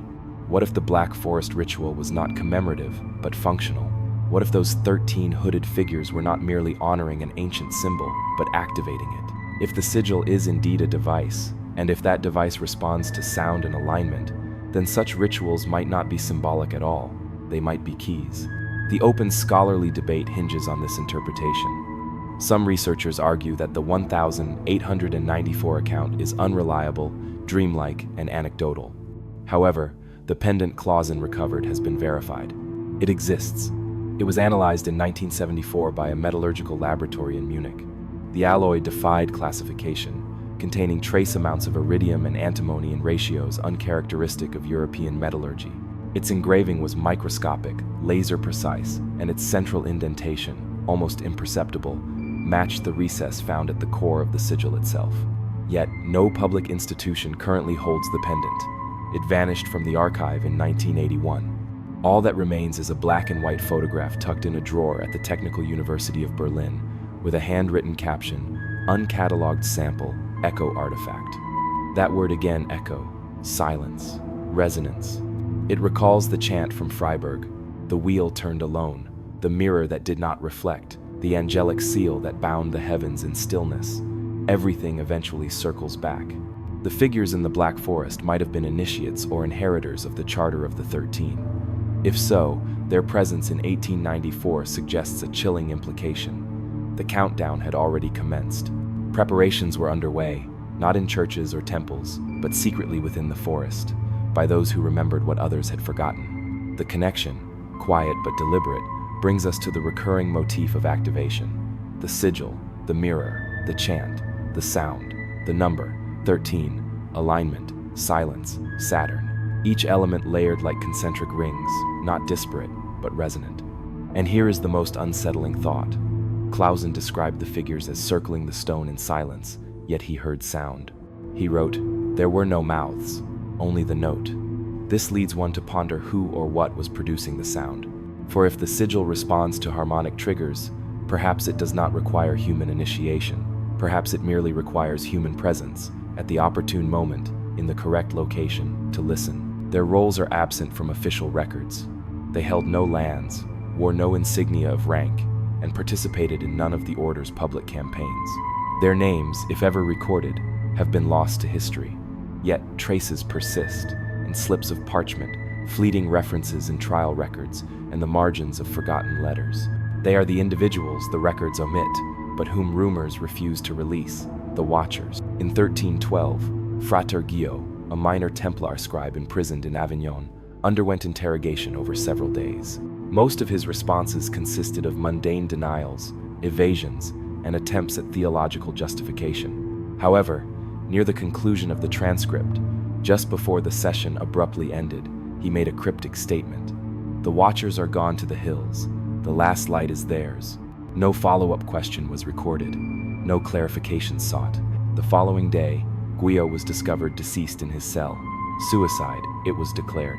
He had inscribed something on the wall with bloodied fingertips, a crude circle, and beneath it, a single fractured line. Here is a historical fact. During the final years of the Templar Order, particularly after the arrests commenced in France in 1307, a number of knights and clerics vanished. They did not undergo trial. They did not seek refuge in England or Portugal. They simply disappeared. Contemporary reports estimate that nearly 15% of the Order's recorded personnel were unaccounted for by the time of its dissolution. Disappearances in the 14th century were not uncommon due to war, illness, or shipwreck. However, what renders this statistic unusual is the accompanying silence. The Church exerted considerable effort in apprehending fugitives accused of heresy. Yet, in these specific cases, no pursuit appears to have occurred. It is as if a higher authority tacitly accepted their absence. This silence has led a small number of researchers to propose the existence of a shadow sect within the Order, not a splinter group, but a designated role, a silent rank beyond that of master and preceptor. These were guardians not of territory or treasure, but of knowledge. One of the most compelling pieces of evidence for this theory originates from a letter dated 1325, discovered in the cloisters of a Cistercian monastery in northern Italy. The author is anonymous, but the recipient is addressed solely as custos, guardian. The letter references a prior ceremony, the turning of the mirror, and warns that the circle has spoken sooner than the chart foretold. However, the signature presents the true enigma, not a name, not a title, but a symbol, a six-pointed star with one spoke broken. This is the obscure detail. The Watchers may never have referred to themselves by that term. The appellation appears only as whispers, retrospectively applied by later scholars. Yet, the geometry persists: the fractured arm, the circle, the silence. One document, the so-called Chronicle of the Hidden Ones, was smuggled out of Avignon in the early 18th century and is presently held in a private collection in Antwerp. It is part poem, part ritual instruction, and describes a role performed not during the zenith of the Order's power, but during its decline. It speaks of a final generation of guardians instructed to preserve not symbols, but timing. The refrain reads, "We do not guard the blade nor the book, we guard the hour. We are the eyes between the minutes. We are the space between the stars." This poem, found repeatedly in various forms across Europe, hints at a group whose function was not to combat or to proselytize, but to wait, to witness, and perhaps, when the alignment returned, to act. The question, of course, is whether they still exist. Some argue that the Watchers were absorbed into other secret societies, Freemasons, Rosicrucians, or more obscure continental orders. However, the symbols do not align. Most modern secret societies pursue ideals, power, or enlightenment. The Watchers, if the documents are to be believed, had no interest in power. Their loyalty was to time itself. A more unsettling theory posits that their role was generational, passed silently through bloodlines or sacred oaths, reactivated only at the appointed moment. One passage from the Codex Leontius, the same manuscript from our lost brother, mentions a cycle of 13 threes, which some interpret as a reference to 39 Watchers distributed across history, activated in phases. We now recall the Charter of 13. If that document indeed prescribes a ritual to be performed once every 729 years, it is conceivable that the Watchers function as timekeepers, ensuring that when the cycle resets, all components are in place, not a congregation, but a circuit. The connection tightens here: the Black Forest ritual, the mirror, the number 729, the harmonic resonance. In each instance, echoes of timing and coordination have been observed. But who coordinates? Who watches the stars? Who returns to the same ritual site century after century? Perhaps those who have always watched, and perhaps they have been closer than one might imagine. A final note. In 2002, shortly after the discovery of the sigil at Bézieux, a sealed envelope was mailed to the French Ministry of Culture. It bore no return address and no fingerprints. Inside was a slip of paper with a single line: "It is not too early. It is precisely now." Beneath the line were 13 dashes, one broken. If that letter is genuine, then the Watchers are not gone. They are active, and the clock they have tended across centuries is now, finally, audibly ticking. And if they are watching, then perhaps humanity is being watched. It is often overlooked that the Templars possessed ships. Most recollect the Order's gleaming swords, fortified strongholds, and repositories of gold. Fewer recall their extensive maritime network, encompassing coastal commanderies, inland river ports, and entire fleets operating not only in the Mediterranean but also in the North Atlantic. Their activities extended beyond waging wars in the Holy Land. They were engaged in the movement of people, knowledge, and potentially relics. One particular voyage stands out, like a ripple in the profound silence that succeeded the Order's collapse. A final journey northward, towards the lands of ice. The historical record concerning this is frustratingly sparse. However, in a 1343 naval logbook recovered from the archives of the Hanseatic League, inexplicably misfiled among grain contracts, lies a single, inexplicable entry. A scribe, noting the arrival of a small ship at Bergen, Norway, records, 3 men, foreign, bearing a sign of red upon white, requesting no lodging, said to be on pilgrimage to Nordlios. Nordjas, the Old Norse term for the Northern Lights. This constitutes the initial clue. From this point, the trail becomes almost literally glacial. A 15th century Icelandic saga, Guðmundar Saga Gatha, includes an unusual passage describing strange monks from the southern seas who built no chapel but studied the sky and carved wheels into the stone. The local populace referred to them as Stjörnuverðir Star Watchers. No names, no dates, merely rumor.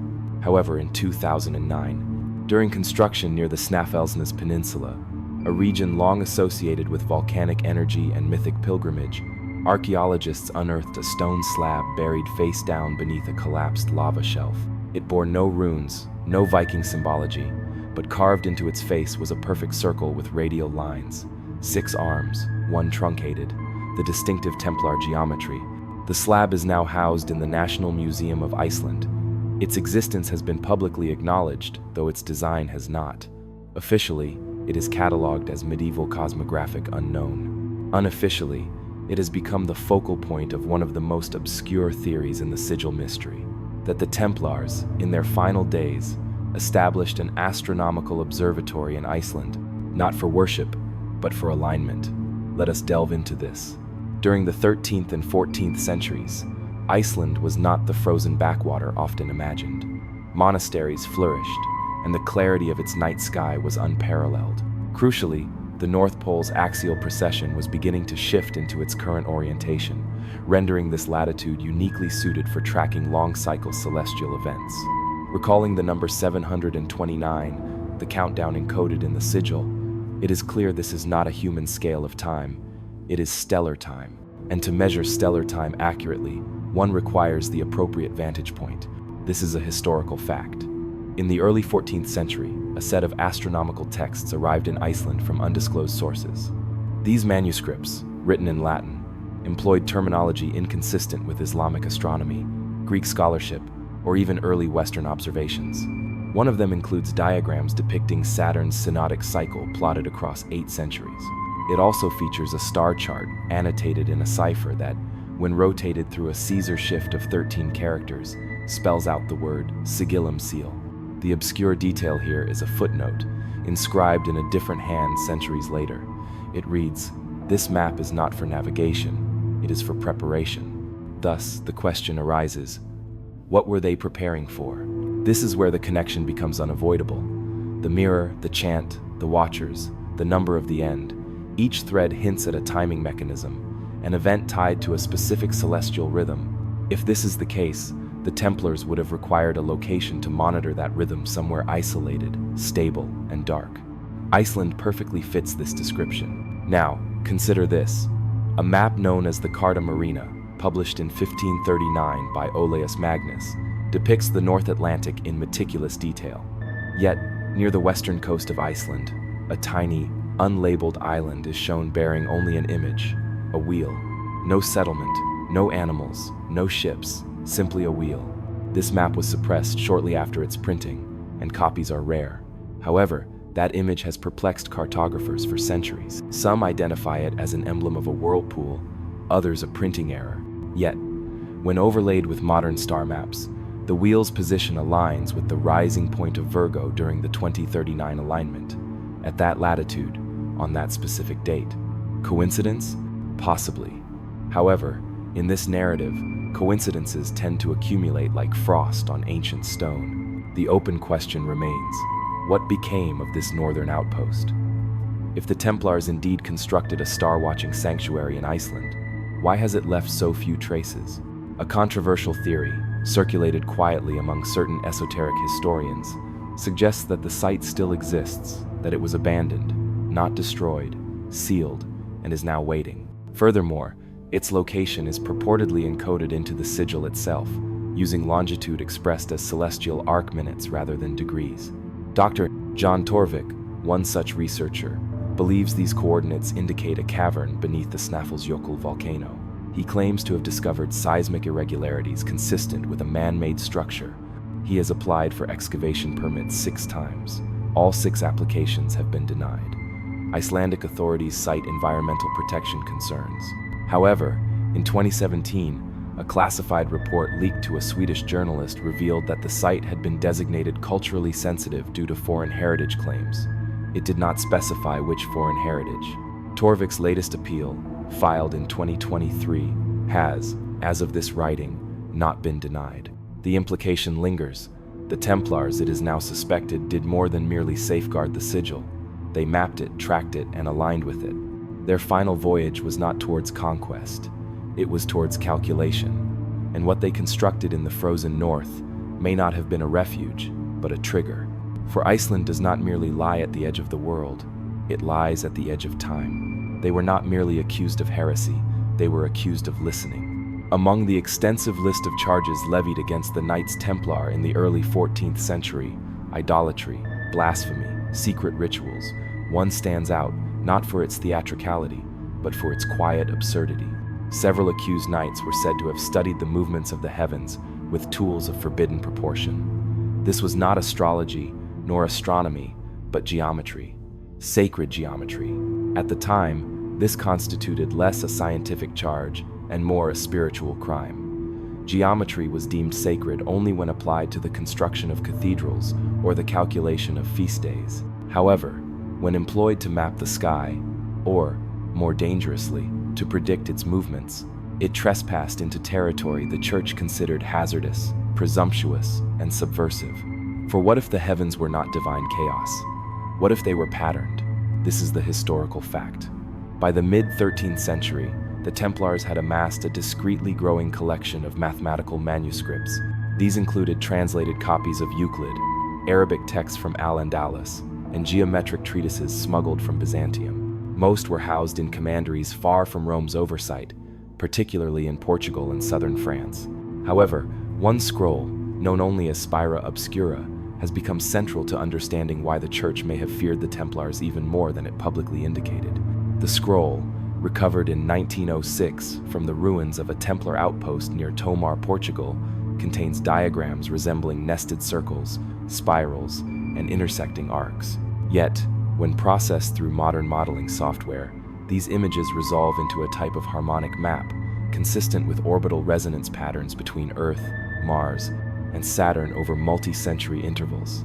In essence, it is a model of planetary timing.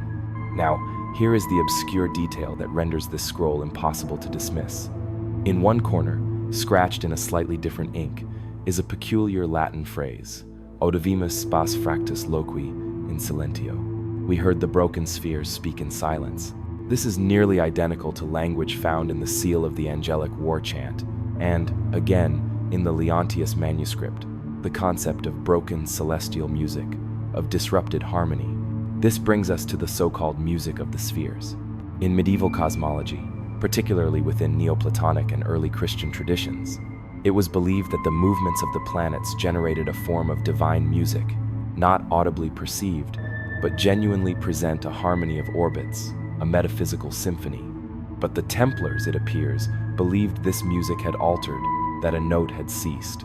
Several trial confessions, brutally extracted and dismissed for centuries, mentioned the disharmony and the wounded star. One even refers to a ritual where initiates were instructed to draw the chord that no longer sounds, followed by a period of enforced silence in the dark.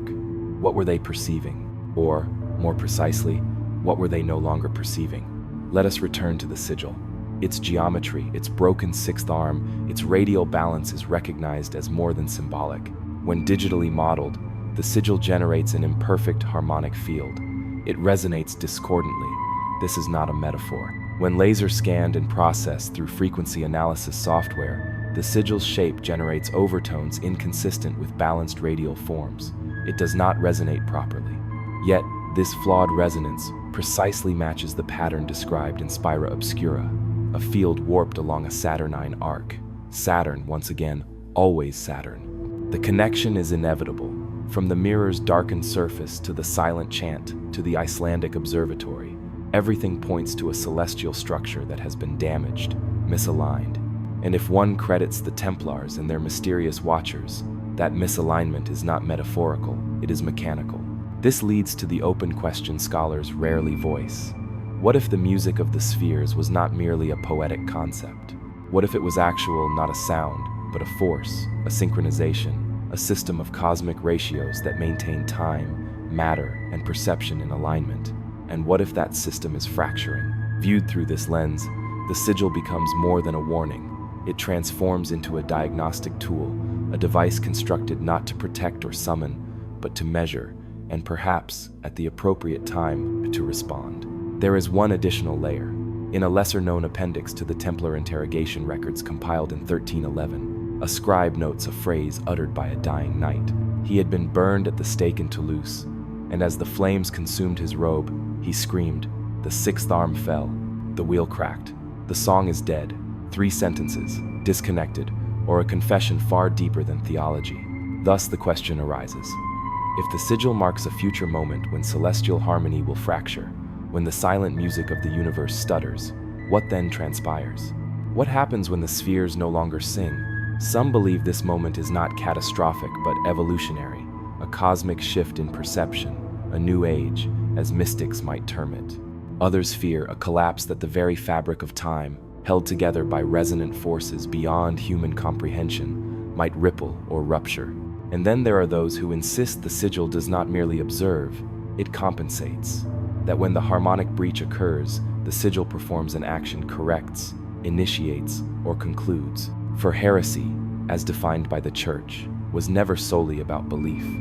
It was about control. And the greatest heresy of all may have been this: the concept that the heavens were not a mystery to be feared, but a machine to be comprehended. When the sun momentarily disappears, time appears to suspend. Across every culture, every epoch, eclipses have inspired a sacred form of terror. From ancient Babylon to Qing dynasty China, the sudden vanishing of daylight consistently signified more than a mere trick of celestial mechanics. It was an omen, an interruption, a disruption in the regular order of existence. Therefore, when the sigil's radial geometry was initially cross-referenced with eclipse maps from the past millennium, few anticipated anything remarkable. The disk was presumed to be planetary, concerned with alignments, not occlusions. However, then came the revelation: 2 eclipses separated by centuries, positioned at perfectly opposing arcs on the sigil's outer ring. One in 1347, one in 2039, and between them, exactly 729 years. That number, once more. Let us commence with the historical fact. On May 3rd, 1347, a total solar eclipse cast its shadow over a broad swath of southern Europe, including Languedoc. Records from that era, inscribed in a blend of Latin and Occitan, describe the light becoming still, birds falling silent, and a second dusk descending. One chronicler, writing from Carcassonne, claimed the sky trembled as if remembering something.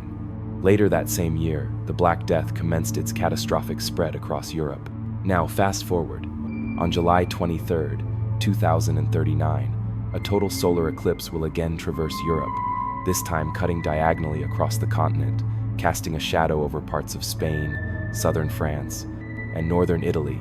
The path of totality will graze within 40 kilometers of Bézieux. 2 eclipses, occurring in the same region, exhibiting the same rotational alignment on the sigil's geometry, and separated by the same temporal interval of 729 years. This is not merely poetic symmetry, it is astronomical.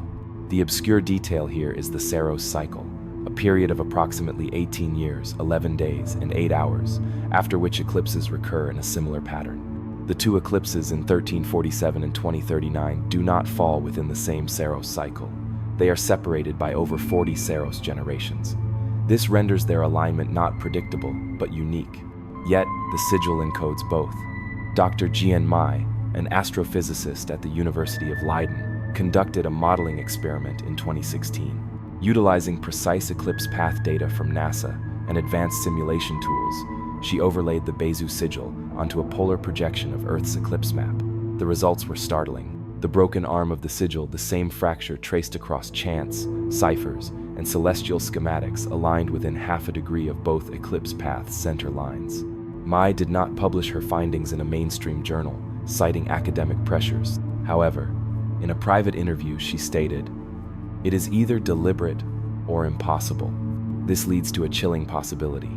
What if the sigil was not only tracking planetary motion, but also eclipse recurrence? What if it was designed to mark not where the light shines, but when it vanishes? This connects to a fragment found in the Codex Leontius, where he writes, "The hour of shadow will be twice, the first to silence the world, the second to speak the seal." Many dismiss this as allegory, but recontextualized through the twin eclipse theory, It begins to sound disturbingly literal.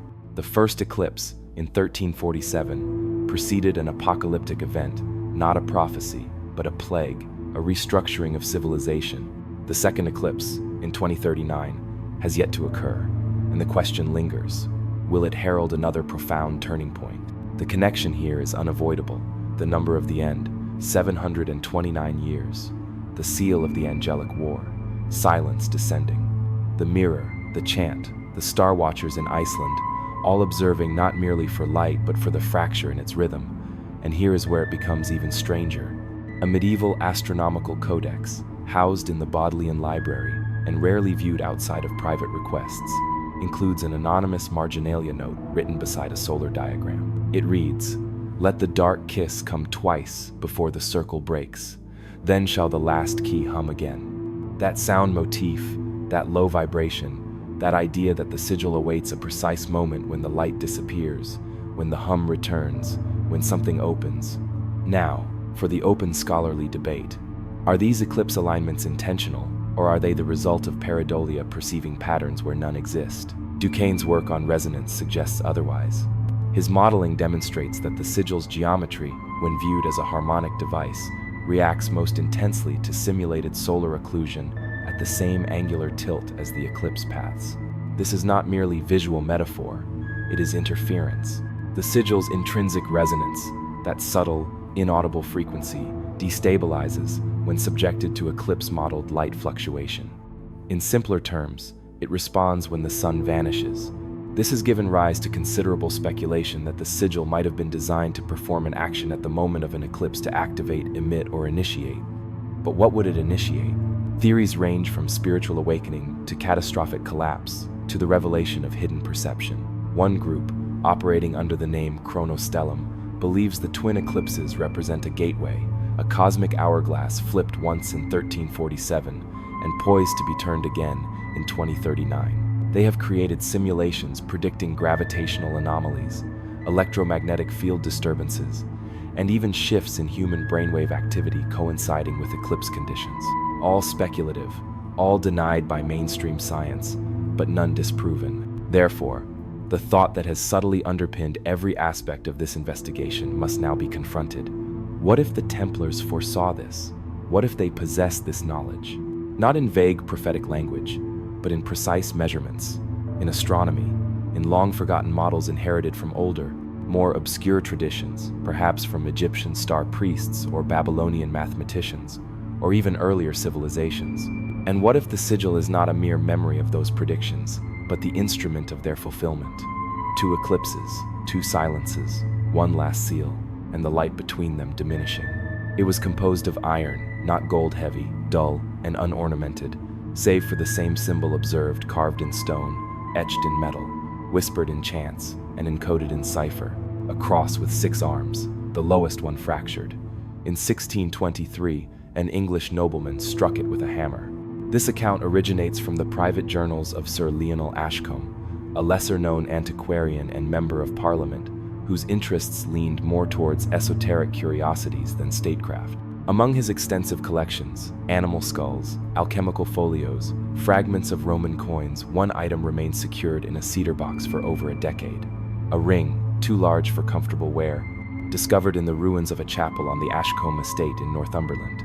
This was his grandfather's land, and according to family lore, the ring was unearthed in 1598, buried beneath the collapsed altar stone alongside a piece of broken black glass and a scroll so faded it disintegrated upon exposure.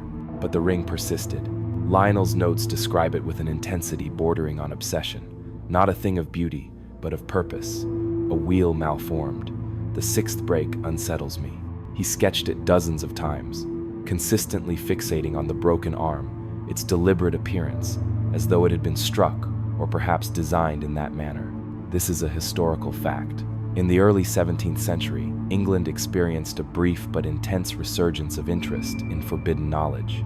Alchemy, geomancy, angelic languages, anything deemed inappropriate by ecclesiastical law, acquired a magnetic allure. The Ashcombe ring would have fit seamlessly into this context. However, Sir Lionel did not display it, publish about it, or share it with fellow collectors. Instead, he kept it locked away until, as his diary records, the wheel turned and the stars fell ill. What did he signify by this? On August 12, 1623, a triple planetary conjunction occurred. Mercury, Venus, and Mars converged in the pre-dawn sky. Most observers perceived it as a mere celestial curiosity. Lionel, however, interpreted it as a signal. That night, he brought the ring into his study, placed it atop a mirror, and according to his own hand, waited for the silence. What transpired is recorded in a letter to his sister, which was never dispatched, but later discovered among his papers. It reads, "The ring sang without voice. The silence was deeper than death. I saw the sixth fall again. I feared it would open. He shattered the ring with a hammer, a process that required 4 blows." Here is the obscure detail. Fragments of the ring survive. They are held in the Ashcombe family's private collection, and in 1998, they were examined by a team of metallurgists at Oxford under limited access. Their report, quietly published in a footnote in the Journal of Historical Materials, mentioned something curious. The inner surface of the band bore an engraving too fine to be seen with the naked eye. When magnified, it revealed a spiral composed of 13 dots, one misaligned. The number 13 again. This directly connects to the Charter of the 13, the Watchers, the harmonic resonance of the sigil, and the 729-year countdown. The connections are no longer subtle, they are recursive. However, the Ashcombe ring introduces a new element. Fear not symbolic, not theoretical, but physical and tangible. Lionel, by all accounts a rational man, believed the object to be dangerous, not in the manner of a sword or a poison, but in the way a key becomes perilous when it no longer fits a lock, but instead activates something else entirely. The open question becomes, was the ring part of the sigil system a control, a trigger, a duplicate? Was it one of many, a personal relic passed down from one watcher to the next? A secondary account, recorded in the journals of Lionel's manservant, Ewan Beck, adds a chilling detail. Beck writes that after the ring was broken, Lionel ceased sleeping. He sat by the fire for hours, muttering about the 6th line, the silent circle, and the hum inside the shadow. He became pale and agitated, insisting that the stars had shifted and that the mirror was facing the wrong way. 3 weeks later, Lionel Ashcombe was dead, officially attributed to heart failure. But Beck's last entry records, he died with his mouth open, as though still listening. The idea that a physical object could channel something, that the sigil's symbols are not merely representations but invitations, is not new. It has been observed with the mirror, the chant, the Icelandic stone. But the ring is distinct. It was wearable, personal. It may have marked an individual, like the Watchers, or operated as a form of harmonic token, one piece of a distributed mechanism scattered across centuries, designed not for constant use, but to wait, and perhaps to warn. For if Lionel's journal is to be believed, he did not destroy the ring out of mere superstition. He destroyed it to halt something, to silence a signal, to prevent the wheel from turning again. Yet, the thought that casts a shadow over this entire chapter persists. What if he was too late? Or more ominously, what if breaking the ring was not a prevention, but a trigger? What if the silence he feared was not silence at all, but merely a temporary pause, waiting for the hum to recommence? Their existence is not widely known. This is by design. They wear no robes, construct no temples, publish no books, organize no rallies, and upload no cryptic online sermons. Indeed, they rarely speak at all. However, upon rigorous observation, a discernible pattern emerges. They identify themselves by various appellations: the silent line, the order of the 6th light. In certain circles, they are simply referred to as continuance, a name drawn from the final page of the Leontius manuscript, suggesting that the seal might continue even when forgotten. They operate in scattered enclaves across Europe and South America, though recent years have witnessed a quiet expansion into North America and parts of Southeast Asia. They do not proselytize or solicit funds. Instead, their activities are focused on observation and data collection. To provide historical context, in 2012, during renovations to a 19th century Jesuit seminary near Cordoba, Argentina, workers uncovered a locked chest sealed with lead. Inside were 13 small notebooks, identical in size and format, though inscribed in different hands. Their contents included diagrams, celestial maps, dates, and recurring references to eclipses, Saturnian cycles, and planetary syzygies. And this phrase, repeated across almost every volume: the seal is not a relic, it is a rhythm. Those notebooks are now part of a private archival collection. The Argentine government officially listed them as esoteric instructional materials of uncertain origin. However, a digital leak in 2016 revealed scans of several pages. Page 9 of Notebook 5 depicted a familiar shape, 6 arms radiating from a circle, the bottom right one fractured again. But what is more intriguing is what transpired after the leak. Within weeks, 3 individuals contacted the archivist anonymously, all separately, all fluent in obscure medieval Latin, and all claiming prior access to the notebook's contents, despite their never having been publicly viewed before. Each signed their email with the same symbol, a broken ring encircling 13 dots. This is the obscure detail. These contacts did not request access, they requested return. They claimed the notebooks were stolen during the transition and had been meant for the safe watchers. The phrase itself is meaningless unless one recalls Section 17 and the Canticle of the Hidden Ones. We are the eyes between the minutes. If their claims are to be believed, these individuals do not merely subscribe to the sigil's significance, they are actively continuing its work. The situation becomes stranger still. In 2020, Maya Ver, a security researcher, uncovered an encrypted subdomain attached to an otherwise unremarkable historical preservation website in Bruges. Behind layers of obfuscation, she discovered a trove of data: astronomical ephemerides, acoustic modeling charts, and eclipse maps extending into the 24th century. There were scanned images of locations previously discussed: the Snæfellsjökull site in Iceland, the Freiburg forest, the Bezu altar, even the shattered Ashcombe ring, captioned in Latin. One falls to speak the next. And then came the calendar, a countdown updated daily, ticking towards August 4th, 2039. She posted a single image on a private forum. It was removed within hours. Her system was hacked, her files corrupted, and she received a cease and desist notice from a legal firm that does not exist. She has since vanished from digital life. Here the open question arises, now less academic and more existential. Are these modern groups the direct descendants of the Templar Watchers? Have they inherited their charge through bloodline, ritual, or simply shared conviction? Or have they independently discovered the sigil, drawn to it not by tradition, but by resonance? That word again, resonance. The sigil does not broadcast, it draws. It hums softly on a channel few can perceive. Those who do describe dreams, shifts in perception, visions of wheels, rings, and mirrors. Many sense it before they visually confirm it, leading to the possibility that these revivalists are not inheritors but receivers, and the signal is intensifying. One documented case is particularly compelling. In 2017, Lucan des Roches, a French cryptographer, disappeared while mapping a forest near Montségur. When his belongings were recovered, his GPS unit indicated an unnatural walking pattern, perfect concentric circles around a central point marked only as X.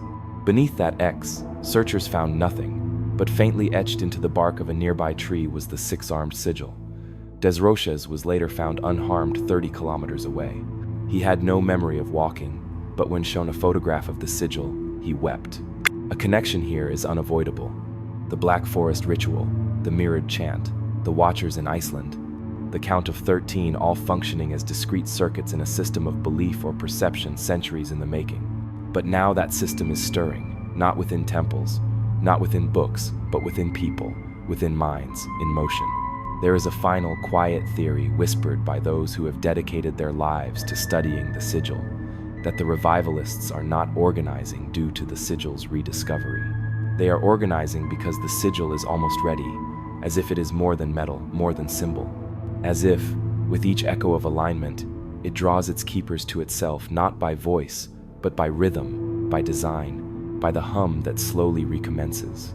One may not perceive it yet, but something is audibly ticking. It is not the clocks worn on wrists, or those that adorn domestic spaces, nor even the atomic pulses that synchronize satellites. This ticking belongs to something deeper, slower, and vastly more ancient. It belongs to the sigil. For if every element traced thus far holds true, if the geometry, the eclipses, the resonance, the watchers, the charter, and the alignment are factual, then the sigil is not merely a warning, it is a clock, and it is nearing the end of its time. The historical fact is simple and chilling. Every major thread of this investigation converges on a single date, August 4th, 2039. This encompasses a planetary alignment, a recurring eclipse, and a harmonic cycle 729 years in the making. The sigil encodes this moment in metal. The charter anticipates it. The chants describe its resonance, and those who have attempted to disrupt the circuit have failed. However, consensus remains elusive regarding what transpires next. This is where theory begins to waver under the weight of possibility. Some contend that nothing significant will occur, that the sigil is merely symbolic, an echo of medieval pattern obsession amplified by modern paranoia, simply geometry, myth, a cold relic with an engaging narrative. Yet empirical data suggests otherwise. Over the past 2 decades, there has been a measurable increase in global electromagnetic disturbances during minor planetary alignments. Most are attributed to solar flares, magnetic anomalies, or local interferences, but some remain unaccounted for. A 2014 study, largely overlooked in a minor physics journal, documented a set of unexplained harmonic spikes in the ELF, extremely low frequency, range over Central Europe during a Saturn-Mercury conjunction. The frequency, 729 Hz. No follow-up study was published. Here is the obscure detail. A satellite launched in 2017 to monitor deep space cosmic background radiation experienced a 4.3-second data blackout while traversing directly over the coordinates of Bézieux, France. The team reported a momentary signal saturation of unknown origin. When queried if it could be solar interference, the lead technician reportedly laughed, stating, "It came from below." Now, for the direct connection, the Watchers, the Revivalists, the sealed sites, the quiet rituals. Every action traced across these chapters has been building towards something, not a vague expectation, but a precise moment, an hour. And the sigil, if it is a machine, as some believe, is not counting down indefinitely. It is designed for precision. It has been awaiting a specific intersection of time, space, and resonance. 2039. So, what occurs when the clock ceases its count? One theory, derived from the leaked notes of Dr. Antonia Roux, suggests a massive shift in perception. This theory posits that the sigil's function is neurological, that its resonance, when activated by eclipse shadow and planetary frequency, induces a global cognitive phase shift. Not hallucination, not madness, but a collective attunement to a new harmonic framework, an awakening. Others fear the inverse, that the sigil's activation represents not a beginning, but a cancellation, that it encodes a shutdown, a collapse of the harmonic lattice that stabilizes perception, time, or even matter, that the seal is not protecting humanity from knowledge, but protecting reality from humanity. The most disturbing theory originates from the unpublished pages of Frater Leontius, recovered in fragments from the Montsegur site. His final line, inscribed beneath the symbol of the fractured 6th arm, reads, "It is not death, it is unbeing. The wheel turns and the mirror forgets." There is an inherent terror in that phrase, "the mirror forgets." If the sigil encodes the structure of reality, then perhaps its activation represents a reordering so complete that memory itself becomes unmade.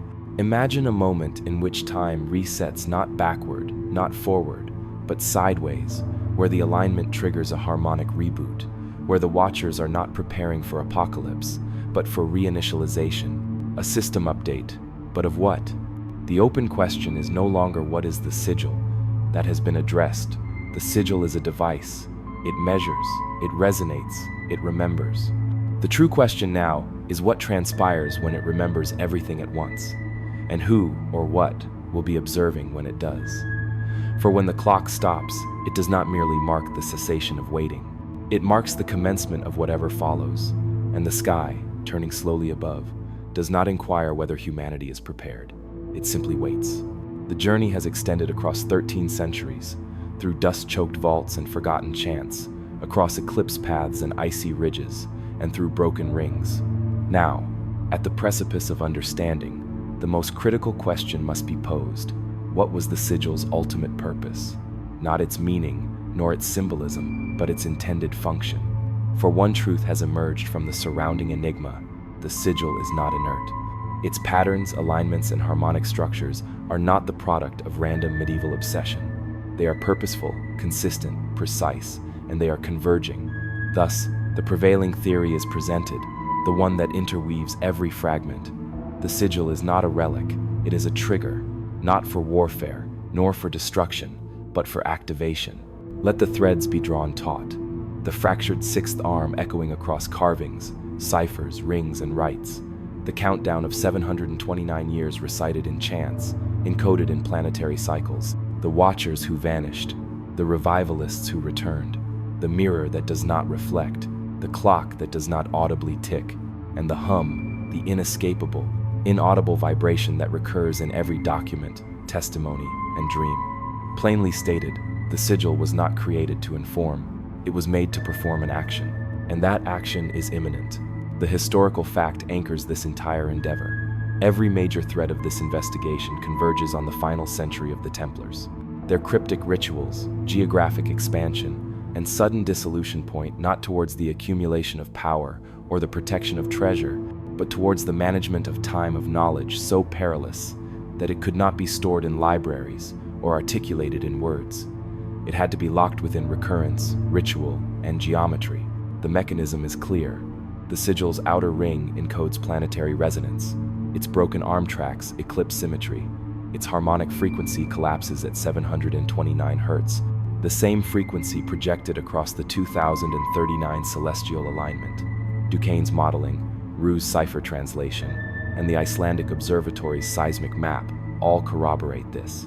The sigil's core is structured around event convergence, a point where astronomical alignment, temporal recursion, and symbolic ritual intersect. This is the obscure detail almost universally missed. The sigil was not created to record an ending, it was made to initiate it. An ending may not correspond to conventional understanding. A passage from the Charter of 13 speaks of a gate not between places but between arrangements. Another fragment from the Gasperi leaf reads, "The wheel does not open to space but to ordering." Even Frater Leontius, despite his apprehension, wrote, "The fracture is not death, it is reassembly." This reverts to the concept that the sigil functions not as a weapon or a warning, but as a cosmic switch, a tuning fork for consciousness, or perhaps for reality itself. If one accepts the sigil as a trigger, then what it triggers is not fire or ruin, but transition, a phase shift, a reharmonization of the pattern that underlies the sky, the mind, and the mirror between them. The connection now culminates in a convergence. The silent watchers, the angelic seal, the Icelandic sanctuary, the revivalist calendar, the Black Forest procession, the Sibylline prophecy all describe not annihilation, but alignment.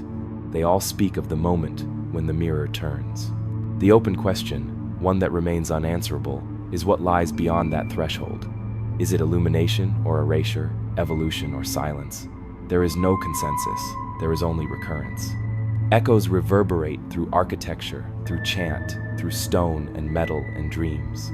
The sigil manifests wherever it is required, akin to a blueprint for a machine yet to be constructed, or a memory that humanity is only now beginning to retrieve. And if 2039 signifies the moment it completes its remembering, then so too must humanity.